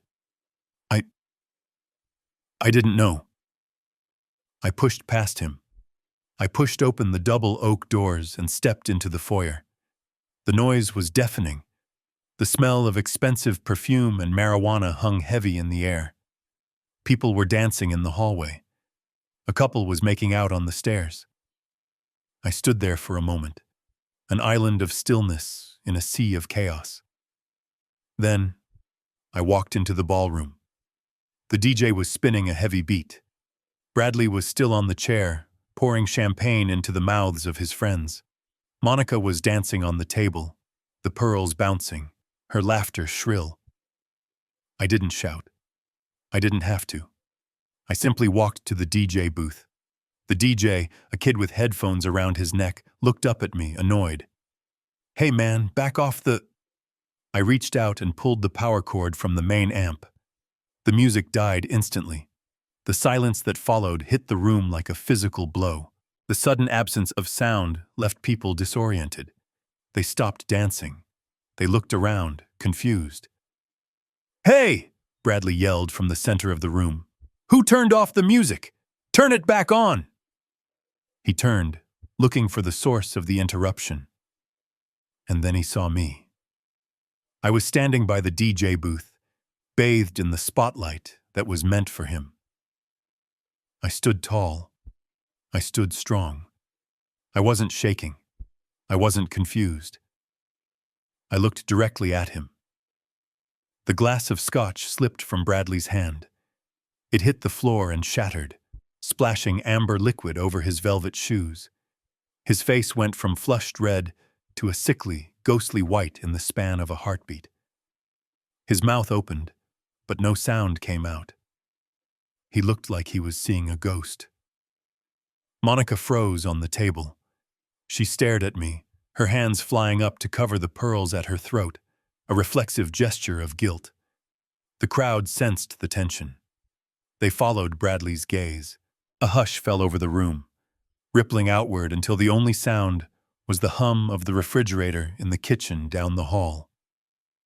"Dad?" Bradley whispered. It was a small, broken sound. "Hello, son," I said. My voice carried across the silent room, calm and cold. "I hear you are celebrating my retirement." Bradley stumbled off the chair. He almost fell. He caught himself on a guest's shoulder. "But you—" he stammered. "We thought—" "You didn't answer the phone. We thought—" "You thought I was dead." I finished the sentence for him. "You thought the arsenic and the digoxin had finally done the job." You thought the 3 days of silence meant you were free. Gasps erupted from the guests. People started backing away from Bradley and Monica, sensing that the party was over and something dark was unfolding. Bradley shook his head frantically. No! No! Dad, you are confused. That is the dementia talking. You are sick. We were worried about you. We were just... Stop, I said. The single word cracked like a whip. I walked toward him. The crowd parted for me like the Red Sea. I stopped 5 feet away from him. I looked at Monica, who was still perched on the table, trembling. Take off the necklace, Monica, I said softly. She clutched the pearls tighter. These are mine. You gave them to me. I never gave them to you, I said. I gave them to a woman who knew the meaning of loyalty, a woman who would rather die than hurt her family. You are not fit to touch them. Take them off now. She fumbled with the clasp, her fingers shaking so badly she couldn't undo it. She yanked it, snapping the string. Pearls cascaded onto the floor, bouncing and rolling across the parquet like spilled marbles. The sound of them hitting the wood was the sound of her facade shattering. Bradley stepped forward, trying to regain control. Dad, listen. We need to get you to a doctor. You are making a scene. You don't know what you are saying. I reached into my tuxedo pocket. I pulled out a folded piece of paper. It wasn't a speech. It was the toxicology report. I know exactly what I am saying, Bradley, I said, holding the paper up. I know about the tea. I know about Dr. Thorne. I know about the forgery. And I know about the $80 million you transferred to Nevis 3 nights ago. Bradley's eyes bulged. He looked around at his friends, at the business partners who were now staring at him with horror. That is a lie, he screamed, his voice cracking. He is crazy. He is senile. Someone call security. Get him out of here. No one moved. The bouncers stood by the door, arms crossed. They worked for the house, and they knew who the master of the house was. You really thought you could kill me and take my life? I asked, taking a step closer. You thought I was just a doddering old man you could erase? I leaned in close, so only he could hear the next words. But in the silence, half the room heard them anyway. I built this empire by eating men like you for breakfast, Bradley. You didn't kill the shark. You just woke him up. Bradley looked at the door. He was calculating his odds. He was thinking about running. Don't bother, I said. Look outside. He turned to the window.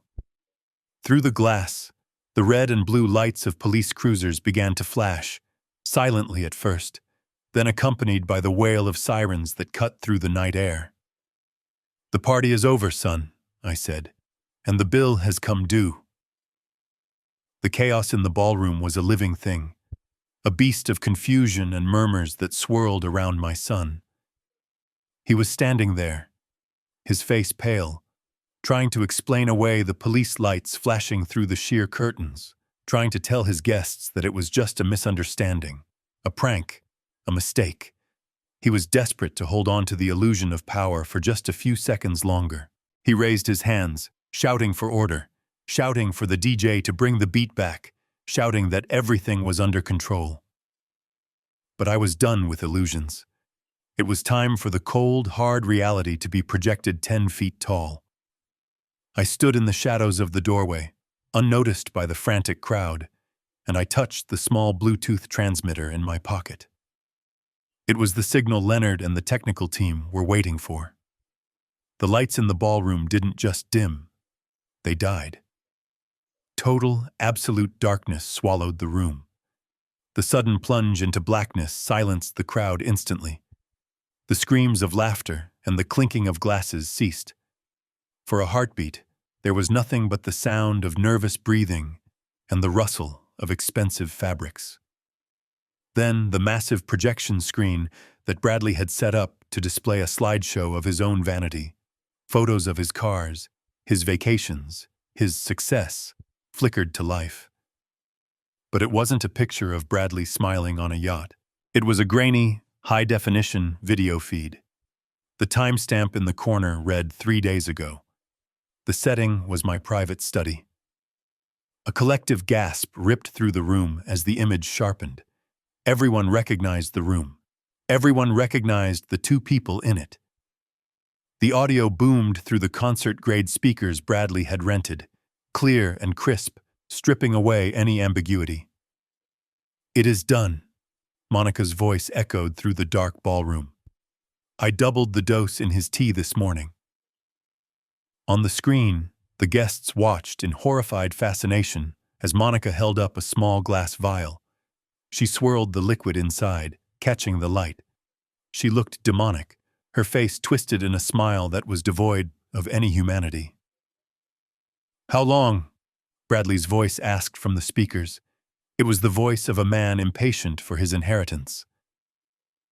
"Dr. Thorne said 3 days," Monica replied on the screen. "The arsenic builds up. Then the digoxin triggers the arrhythmia. It will look exactly like a heart attack. The old man won't even know he is dying. He will just go to sleep, and we will wake up rich." I watched the crowd. In the ghostly blue light reflecting off the screen, I saw their faces. I saw disgust. I saw shock. I saw the friends who had been drinking Bradley's champagne 5 minutes ago cover their mouths with their hands. They weren't looking at a party host anymore. They were looking at a monster. The video cut to a different clip. This one was Bradley, sitting at my desk, forging my signature. "I just need to get the loop right," he muttered on screen. "Once I sign this power of attorney, we can drain the accounts before the funeral home even picks up the body." The video ended. The screen went black. The silence that followed was heavier than the darkness. It was the silence of a courtroom before the gavel falls. It was the silence of judgment. Then, a single spotlight snapped on. It hit center stage. But Bradley wasn't standing there.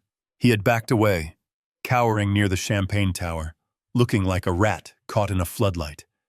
The spotlight found me. I stepped out from the double doors. I didn't walk like the frail, confused old man they had all heard rumors about. I didn't have my cane. I didn't have the stoop in my shoulders that I had exaggerated for the last 6 months. I wore a tuxedo that had been tailored in London 20 years ago, a suit of armor made of black wool and silk. My spine was steel. My head was high. I walked with the predatory grace of the man who had built this estate from the ground up, the man who had survived market crashes and corporate raids. I walked through the crowd. They parted for me instinctively, scrambling to get out of my path, as if my very presence was a physical force. No one said a word. The sound of my dress shoes striking the marble floor echoed like a metronome counting down the seconds of my son's freedom. I saw former business partners in the crowd, men who had avoided my calls recently because they thought I was senile. They looked down, ashamed to meet my gaze. I saw the social climbers who had latched onto Monica. They were already trying to inch toward the exits. I reached the stage. I walked up the stairs, each step deliberate. I walked past the DJ booth where the terrified kid was trembling. I walked to the center of the platform, where a microphone stand waited. I grabbed the microphone. I didn't look at the crowd. I looked directly at Bradley. He was shaking, physically vibrating with terror. His face was a mask of sweat and tears. Monica was on the floor next to him, sobbing, her makeup running in black streaks down her face, the pearls she had stolen scattered around her knees like broken teeth. I raised the microphone to my lips. My voice was calm. It was the voice of a man who had already grieved and had nothing left to lose. "You are celebrating my funeral a little early, aren't you?" The words hung in the air, cold and biting. Bradley made a sound, a pathetic whimper. "Dad, please. It was a joke. It was all a joke." I smiled, but it didn't reach my eyes. "A joke," I repeated. Is that what you call attempted murder, Bradley? Is that what you call poisoning the father who raised you alone? Is that what you call forging my name to steal $80 million from a federal sting account? The crowd murmured. The words 80 million and federal sting rippled through the room like a shockwave. I gestured to the screen behind me, which was now black. You wanted a show, Bradley. You wanted to be the star. Well, here is your standing ovation. I looked out at the guests. Get out, I said. My voice wasn't loud, but it carried to the back of the room. This is not a party. This is a crime scene. And anyone who stays will be considered an accomplice. Pandemonium broke out. People began to run. The veneer of high society crumbled instantly as guests shoved each other to get to the doors. But the doors didn't open. The FBI agents who had been posing as security stepped forward, blocking the exits. Agent Miller walked onto the stage. He wasn't wearing a tuxedo. He was wearing his windbreaker with the bold yellow FBI letters on the back. Bradley Ford, he announced, his voice booming without a microphone. Monica Ford, you are under arrest for conspiracy to commit murder, wire fraud, aggravated identity theft, and money laundering. Bradley tried to run. It was a pitiful attempt. He scrambled toward the kitchen door, slipping on the spilled champagne, knocking over a tray of hors d'oeuvres. 2 agents were on him in a second. They slammed him against the wall, the impact shaking the expensive art frames. I watched as they pulled his arms behind his back. I heard the metallic click of the handcuffs. It was a sound I had imagined for 3 days, but hearing it in reality didn't bring me joy. It brought me a profound, hollow sense of finality. Monica screamed as a female agent pulled her up from the floor. She kicked and spat, reverting to a feral state. She looked at me, her eyes wild. "You did this!" she shrieked. "You tricked us! You set us up!" I walked to the edge of the stage and looked down at her. "I didn't trick you, Monica," I said. "I just gave you the rope. You were the one who tied the noose. You were the one who decided that my life was worth less than a bank transfer." Bradley was crying now, begging as the agents dragged him toward the door. "Dad! Dad! Stop them! I am your son! You can't let them take me! I am your son!" I looked at him. I looked at the face that resembled my own, the eyes that were the same shade of blue as his mother's. I felt a phantom pain in my chest, the ghost of the love I once had for him. "I had a son," I said, my voice breaking for the first time. "He was a good boy. He loved baseball. He loved his mother. But that boy died a long time ago. I don't know who you are, but you are certainly not my son. You are just a thief who broke into my home." I turned my back on him. "Take them away," I said to Agent Miller. I stood on the stage as the room emptied. I stood there as my son was dragged out of the house he grew up in, screaming my name. I stood there as the guests were questioned and released, filing out into the night with their heads down, terrified of the scandal that would be all over the news by morning. I was left alone in the wreckage of the party. The floor was sticky with champagne. The flowers were trampled. The air smelled of sweat and fear. Leonard walked up to the stage.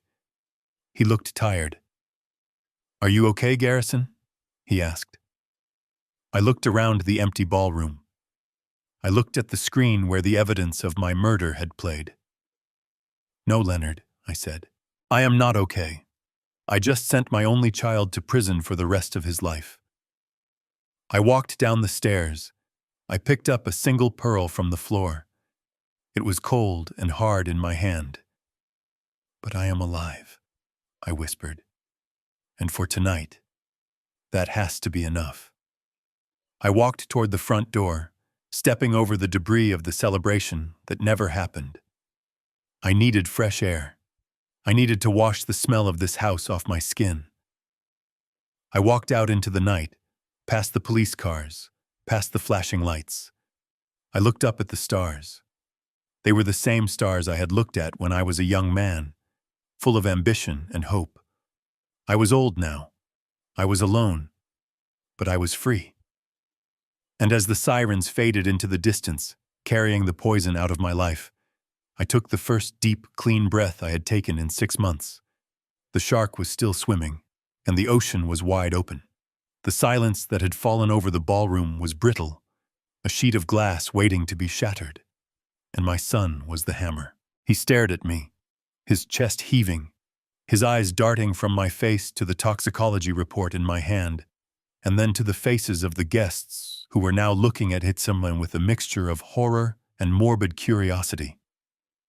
The reality of his situation was crashing down on him, stripping away the veneer of the confident air and revealing the terrified, cornered animal underneath.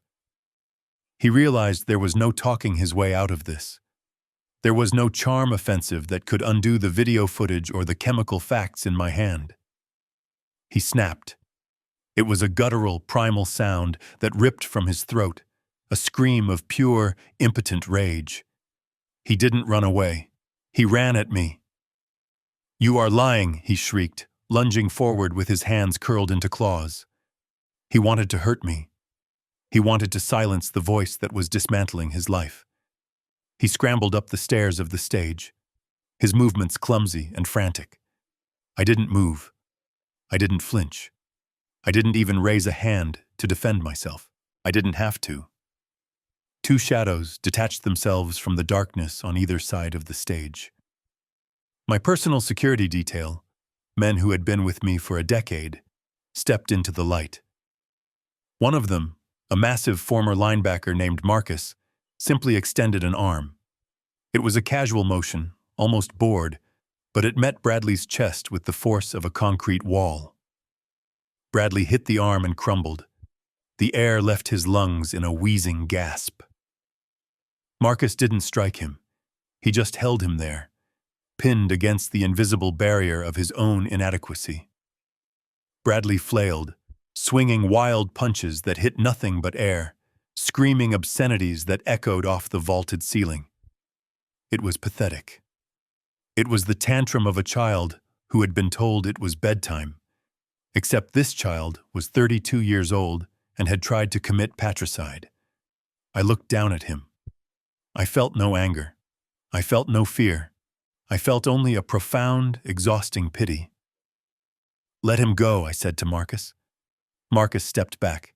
Bradley collapsed onto his knees, gasping for breath, looking up at me with eyes full of hate. I turned back to the crowd. I needed to finish this. I needed to make sure that when these people left this house, there would be no whispers, no rumors, only the cold, hard truth. I signaled to the technician in the booth. The screen behind me changed.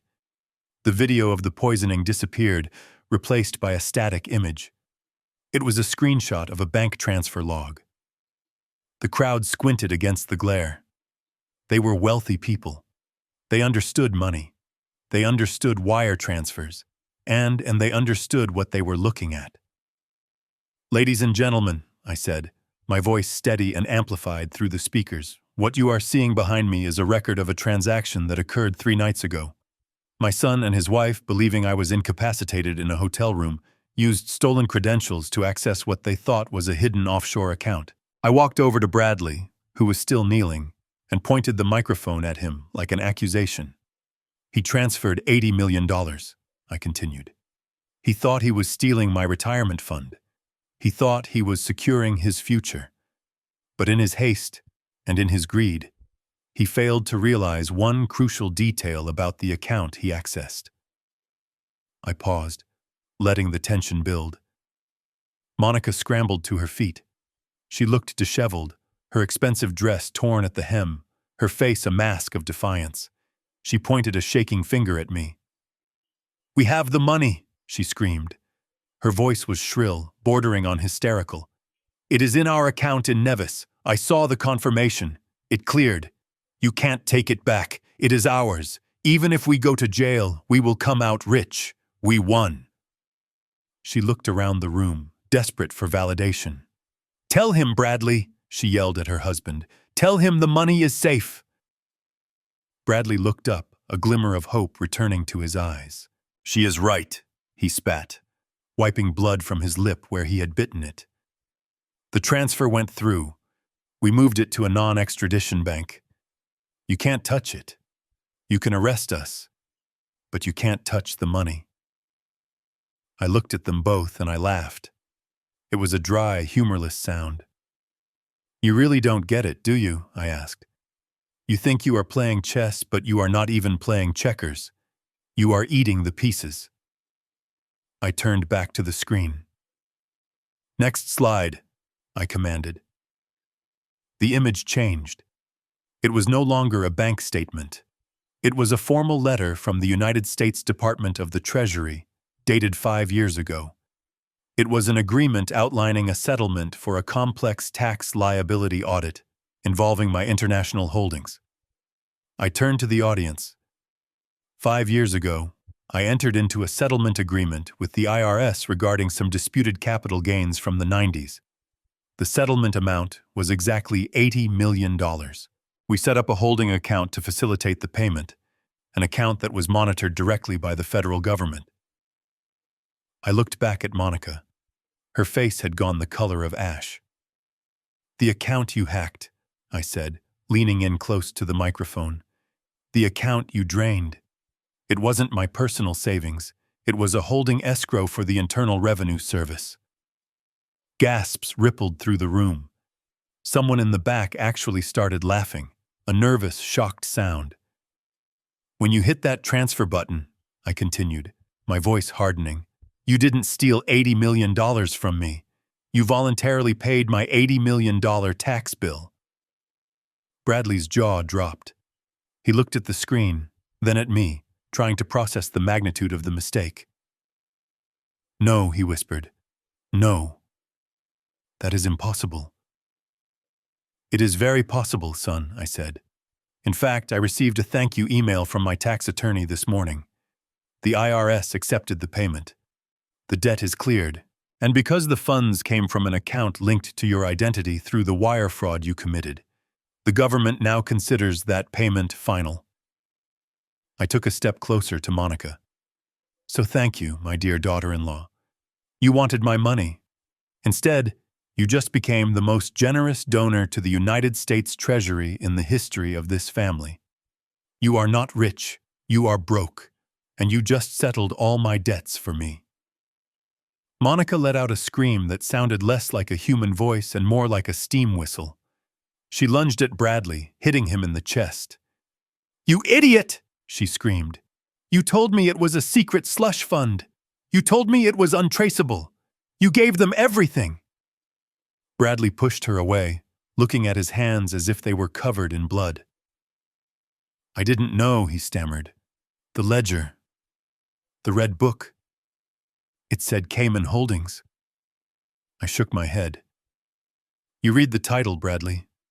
You never read the fine print. That has always been your problem." I wasn't done. I had one more card to play. One final twist of the knife to ensure that they had absolutely nowhere to run. I pulled a folded document from my tuxedo pocket. "And there is one last thing," I said. The room went silent again. Even Monica stopped screaming. "You keep shouting about this house," I said, gesturing to the grand ballroom, the chandeliers, the marble floors. "You keep telling people to get out of your house. You keep talking about your inheritance." I unfolded the paper. It was a deed of sale. "I sold this estate at 9 o'clock this morning," I announced. Bradley looked up, his eyes bulging. "What? You can't." "The trust." "I dissolved the trust 3 days ago when I proved you were trying to kill me," I interrupted. "And this morning, I signed the closing papers with a developer from the city. He is planning to turn this land into a public park and a community center for at-risk youth." I held up the paper for everyone to see. "This property no longer belongs to the Ford family. It belongs to the state of New York. Which means, technically speaking, every single person in this room is currently trespassing. But more importantly, It means that you, Bradley, and you, Monica, are breaking and entering. I looked at the guests. If I were you, I would leave. The new owner is very strict about liability. That was the breaking point. The revelation that the money was gone, that the house was sold, that the party was a lie, was too much. The crowd turned on them. The friends who had been drinking their champagne started booing. Someone threw a glass. It shattered near Monica's feet. "You are a loser, Bradley," someone shouted from the back. "You tried to kill your dad for nothing," another voice yelled. Bradley stood there in the center of the ruin of his life. He looked small. He looked broken. He looked at me, pleading. "Dad, where am I supposed to go? You sold the house. You gave away the money. Where do I go?" I looked at him. I remembered the little boy who used to crawl into my bed during thunderstorms. I killed that memory right there and then. "You are going to prison, son," I said. "And the good news is, rent is free." I turned to Agent Miller, who had been watching the entire exchange from the side of the stage. "They are all yours, Agent." Miller signaled his team. 4 agents moved in, their movements crisp and professional. They grabbed Bradley and Monica. This time, there was no fight left in them. They were limp, defeated by the sheer weight of their own stupidity. As they were dragged past me, Monica looked up. Her mascara was running, her hair was a mess. She looked at me with pure venom. "I hope you rot," she hissed. I smiled. I leaned down and whispered in her ear. "I plan on living a very long time, Monica. My heart is stronger than you think, especially now that I have removed the poison." I watched them get dragged out the double doors, into the flashing red and blue lights of the night. The crowd parted to let them through, filming them with their phones, live streaming their downfall to the world. I stood alone on the stage. The house was sold. My son was gone. My debts were paid. I had burned it all down. And as I looked out at the empty, silent ballroom, I realized something. I had never felt richer. The red and blue lights of the police cruisers strobed against the high ceiling of the ballroom, turning the crystal chandeliers into disorienting, flashing sirens of judgment. The party was gone. The music was dead. The only sounds left in the cavernous room were the squawking of police radios and the heavy rhythmic breathing of my son as he was pressed face first into the cold marble floor by 2 federal agents. I stood near the grand staircase, watching the scene unfold with a detachment that surprised even me. For years, I had worried about Bradley.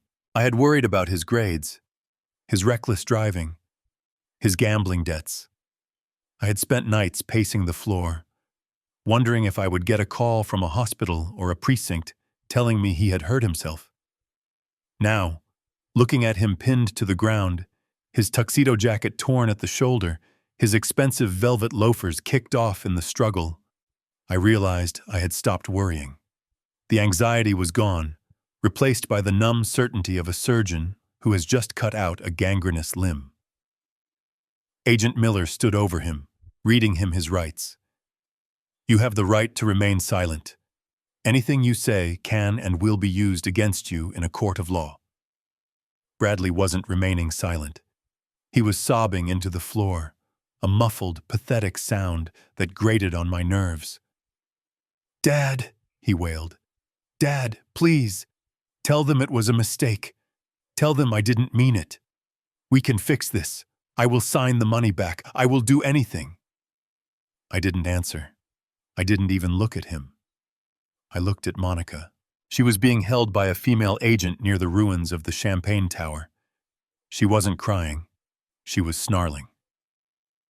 The mask of the loving daughter-in-law, the mask of the sophisticated socialite, had completely dissolved. In its place was the face of a cornered rat. She was spitting insults at the agents, threatening to sue them, claiming she knew senators and judges who would have their badges by morning. Leonard Katz stepped into the center of the room. He looked like an undertaker in his dark suit, holding a leather legal folio with the reverence of a priest holding a Bible. He adjusted his glasses and looked down at the two prisoners. "Save your breath, Mrs. Ford," Leonard said, his voice cutting through her screeching like a razor. "You are going to need it for the interrogation room." Leonard opened the folio. He didn't look at me. He looked directly at Bradley. "Bradley Ford," he began, reading from the document with a dry, monotone precision. "You are being charged with 1 count of attempted first-degree murder, 1 count of conspiracy to commit murder, 1 count of federal wire fraud in excess of $50 million, 1 count of aggravated identity theft, and 1 count of defrauding the United States government." Bradley lifted his head, his face smeared with tears and dust. "How long?" he choked out. "How long for all that?" Leonard didn't blink. The sentencing guidelines for the wire fraud alone, given the amount and the target, carry a mandatory minimum of 20 years. Add the attempted murder of a family member using a chemical agent, which is a federal crime due to the interstate purchase of the arsenic, and the judge will likely stack the sentences. "You are looking at 25 years to life, Bradley, without the possibility of parole for at least 85% of the sentence. 25 years. I watched the number hit my son. I saw his eyes roll back slightly, his body going limp as the reality crushed him. He was 32 years old. He would be an old man, nearly my age, before he ever saw the outside of a prison wall again. He would miss the prime of his life. He would miss the world changing. He would rot in a cage, exactly as I had promised him. But Monica was different. She wasn't listening to Bradley's sentence. She was calculating. I could see the gears turning in her eyes. She thought she could flip. She thought she could blame it all on him. "It was his idea," she shouted, struggling against the handcuffs. "Bradley made me do it. He bought the poison. He forged the signature. I am just his wife. I didn't know anything." Leonard turned his gaze to her. He smiled, a thin, cold expression that didn't reach his eyes. "We anticipated that defense, Monica," Leonard said softly. "Which is why we were very thorough with your background check." He flipped a page in the folio. "Monica Vares, also known as Monica Ford. You entered the United States 6 years ago on an O-1 visa for extraordinary ability in modeling. When that visa expired, you adjusted your status based on your marriage to a U.S. citizen, Bradley Ford." "So what?" Monica spat. "I have a green card. I am a resident. You can't touch me."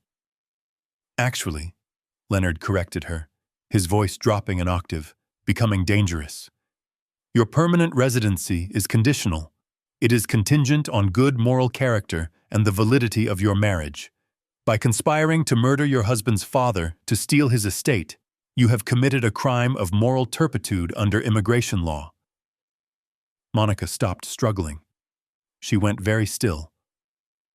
"Furthermore," Leonard continued, enjoying every syllable, "since you have not yet naturalized as a citizen, a conviction for an aggravated felony, which attempted murder certainly is, triggers an automatic deportation order." "Deportation?" she whispered. The word hung in the air, terrified and small. "Yes," Leonard said, closing the folio with a snap. "You won't be going to a regular federal prison, Monica. You will serve your time, likely 15 years as an accomplice. And the moment your sentence ends, you will be placed in ICE custody and put on a plane back to your country of origin. You will be stripped of your residency. You will be stripped of your assets. And you will be permanently barred from ever re-entering the United States." "No," Monica gasped. "You can't. I have nothing there. My family, I haven't spoken to them in years. I can't go back." "You should have thought of that before you poured arsenic into a teacup, Mrs. Ford," Leonard said, turning his back on her. The agents hauled them up. It was time to go. I turned away. I couldn't watch them walk out the door. I walked toward the French doors that led to the terrace. I needed air. I needed to escape the stench of their desperation. I stepped out onto the balcony. The night air was crisp and smelled of the ocean, a sharp contrast to the suffocating atmosphere inside. I walked to the stone railing and looked down at the driveway. From this height, the police cars looked like toys. I watched as the agents marched Bradley and Monica toward the waiting vehicles. They looked small, insignificant. They weren't the titans they thought they were. They weren't the masterminds who had outsmarted the old man. They were just two greedy children who had reached for the sun and burned their hands to ash. I saw Bradley stop at the door of the police cruiser. He looked up. He scanned the facade of the house, looking for me. I stepped forward into the light, letting him see me one last time. He froze. Even from this distance, I could feel his gaze. He opened his mouth to shout something, perhaps a plea, perhaps a curse, but the agent pushed his head down and shoved him into the back seat. The door slammed shut. It was a heavy, final sound, the sound of a vault locking. Then Monica was shoved into the second car. She was kicking the window, screaming silently behind the glass. The sirens chirped as the convoy began to move. I watched the red taillights snake down the long, winding driveway, past the manicured hedges, past the iron gates, and out onto the main road. I watched until they were just specks of light in the distance, and then finally, until they disappeared completely into the night. They were gone. My house was empty. My family was gone. I turned back toward the room. The ballroom was silent now. The agents were packing up their equipment.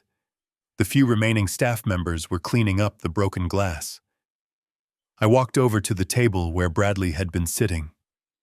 The bottle of Petrus, the 1982 vintage that Monica had been drinking from in the video, was sitting there.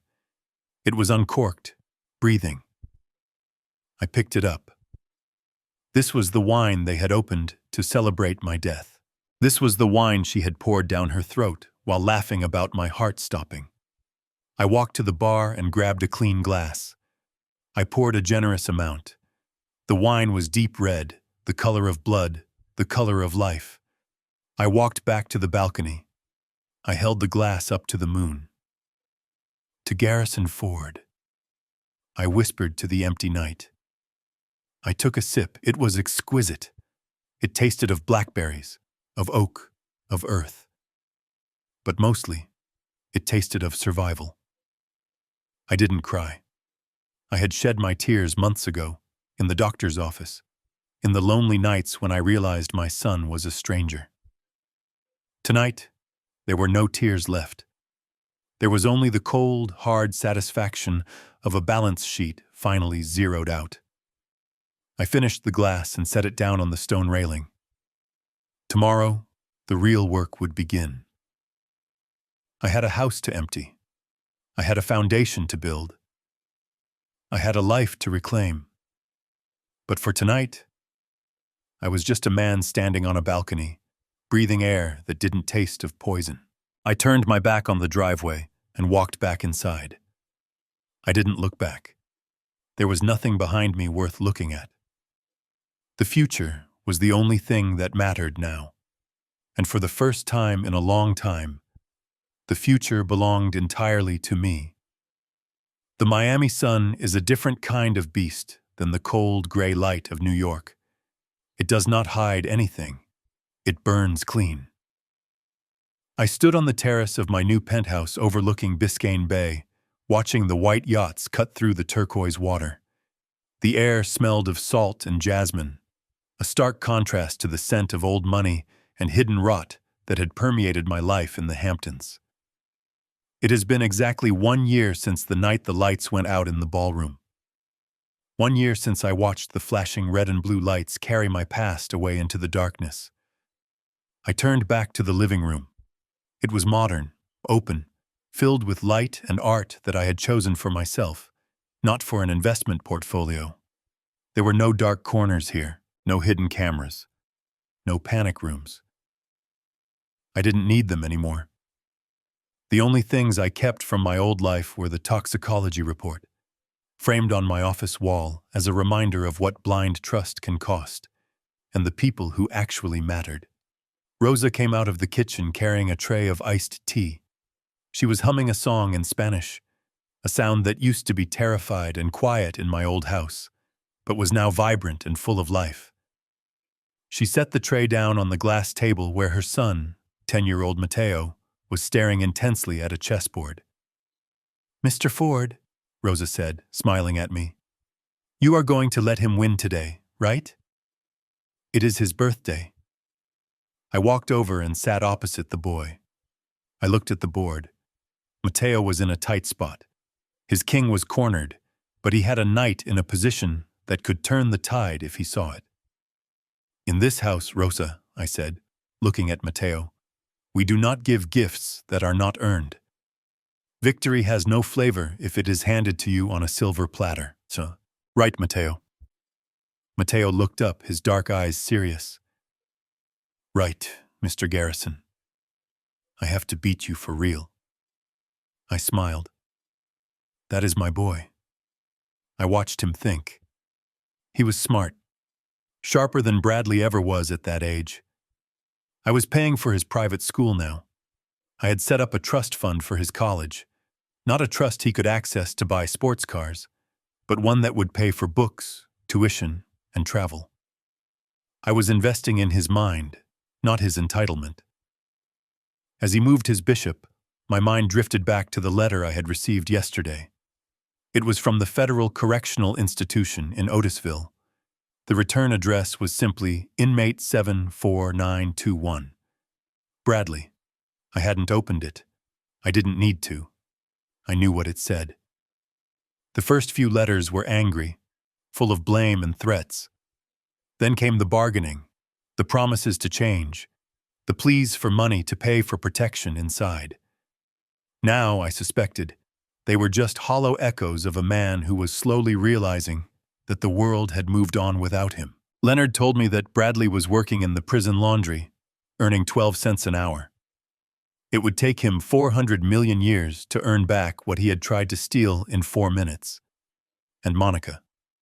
She was gone. Deported 3 months ago after her plea deal fell apart. Last I heard, she was back in her hometown, working in a retail store, telling anyone who would listen that she used to be a queen in New York. They probably laughed at her. Mateo moved his knight. "Check," he said confidently. I looked down. It was a bold move, a trap. He was baiting me to take his queen so he could flank me with his rook. I chuckled. "Very good, Mateo. You are learning the most important lesson. Sacrifice. You have to be willing to lose something valuable to win the war." I moved my king out of danger. I sipped the iced tea. It was sweet, cold, and safe. Every time I drank tea now, I took a moment to appreciate the absence of the metallic taste of arsenic. I had spent 6 months in chelation therapy, flushing the poison out of my system. My heart had recovered mostly. The arrhythmia was gone, though the scar tissue remained. But I wore those scars like medals. They were proof that I had survived the assassin who lived in my guest room. Rosa sat down on the sofa nearby, picking up a book. We were a strange family. An old white billionaire, a Mexican housekeeper, and her son. We didn't share blood. We didn't share a last name. But we shared something far stronger. We shared respect. Rosa had saved my life with a single text message. She had risked her job, her safety, her son's future, just to warn me. That was worth more than all the DNA in the world. People always say that blood is thicker than water. They say family comes first. They are wrong. Blood is just biology. It is an accident of birth. You don't choose your parents, and you don't choose your children. But loyalty. Loyalty is a choice. It is a deliberate, conscious act of devotion. It is standing by someone when it is dangerous, not just when it is profitable. I looked at Matteo. He was biting his lip, calculating his next move. He wasn't thinking about how much money I had. He wasn't thinking about when I would die so he could take my watch. He was just thinking about the game. He respected the rules. I reached out and moved my rook, putting pressure on his defense. "You know, Matteo," I said softly, "my son used to play chess with me, but he never wanted to learn the strategy. He just wanted to knock over the king and declare himself the winner. He thought the rules didn't apply to him." Matteo looked up. "Where is he now, Mr. Garrison?" "He is in a place where there are only rules," I said. "A place where he has a lot of time to think about the difference between being a king and being a pawn." I leaned back. The ocean breeze blew through the open doors, rustling the curtains. I felt a sense of peace that I had never found in the boardroom or the trading floor. I had sold the Hamptons estate to the state, just as I promised. They broke ground last week on the Ford Community Center. It would serve thousands of kids like Matteo, giving them a chance at a future. My legacy wasn't going to be a dynasty of spoiled heirs. It was going to be a foundation of hope. And the $80 million, the money Bradley had tried to steal. The IRS had been confused at first, but once the dust settled, they applied the credit to my future tax liabilities for the next decade. In a way, Bradley had done me a favor. He had prepaid my bills for the rest of my life. Matteo's hand hovered over the board. His eyes widened. He saw it. The opening I had left him. It was subtle, a tiny crack in my armor. But if he was brave enough, he could take it. "Do it," I whispered. "Don't hesitate. When you see the kill shot, you take it." Matteo grabbed his queen. He slid it across the board with a satisfying clack. "Checkmate," he said, a grin spreading across his face. I looked at the board. He was right. My king was trapped. There was no escape. I let out a laugh, a loud, genuine belly laugh that startled the seagulls on the railing. It was the first time I had lost a game of chess in 20 years, and it felt like the greatest victory of my life. I reached across the table and shook his small hand. "Well played, son," I said. "Well played." I stood up and walked to the balcony railing. I looked out at the horizon, where the blue of the sky met the blue of the ocean. I was 70 years old. I had lost my wife. I had lost my son. I had lost the life I thought I wanted. But standing here, in the warmth of the sun, with the sound of Rosa and Matteo laughing in the background, I realized I had found something much better. I had found the truth. I turned back to the camera, breaking the fourth wall for the final time. My face was weathered, lined with the history of 1,000 battles, but my eyes were clear. They say the price of betrayal is heavy. It destroys trust. It breaks hearts. It ruins lives. But they forget to tell you about the other side of the coin. The price of betrayal is also clarity. It burns away the lies until only what is real remains. I looked at the chessboard, where the white king lay toppled on its side. My son wanted to inherit my kingdom. He wanted the crown. But he forgot that a king without loyalty is just a man in a fancy hat waiting to be beheaded. I didn't destroy him. I just let him play his own game until he ran out of moves. I smiled, a genuine warm smile that reached my eyes. "Checkmate, Bradley." I turned and walked back into the room, towards the family I had chosen. The screen faded to black, leaving only the sound of the ocean and the quiet, steady beating of a heart that refused to stop. The most painful lesson I learned at 69 wasn't about money or business. It was about the lie of unconditional obligation. We are taught that we must support our family no matter what. But that is a dangerous myth. Love should never be a suicide pact. If someone hands you poison, whether it is in a teacup or in the form of emotional abuse, you have every right to knock it out of their hand and walk away. Protecting your peace is not selfish. It is necessary. Real family is not defined by whose name is on the birth certificate, but by who holds your hand when the darkness comes. I hope my story gives you the strength to set the boundaries you deserve. If you have ever had to make a hard choice to protect yourself from toxic family members, tell me your story in the comments below. I read every single one. Please hit the like button and subscribe to the channel for more stories about justice and survival. Until next time, stay safe and watch your back.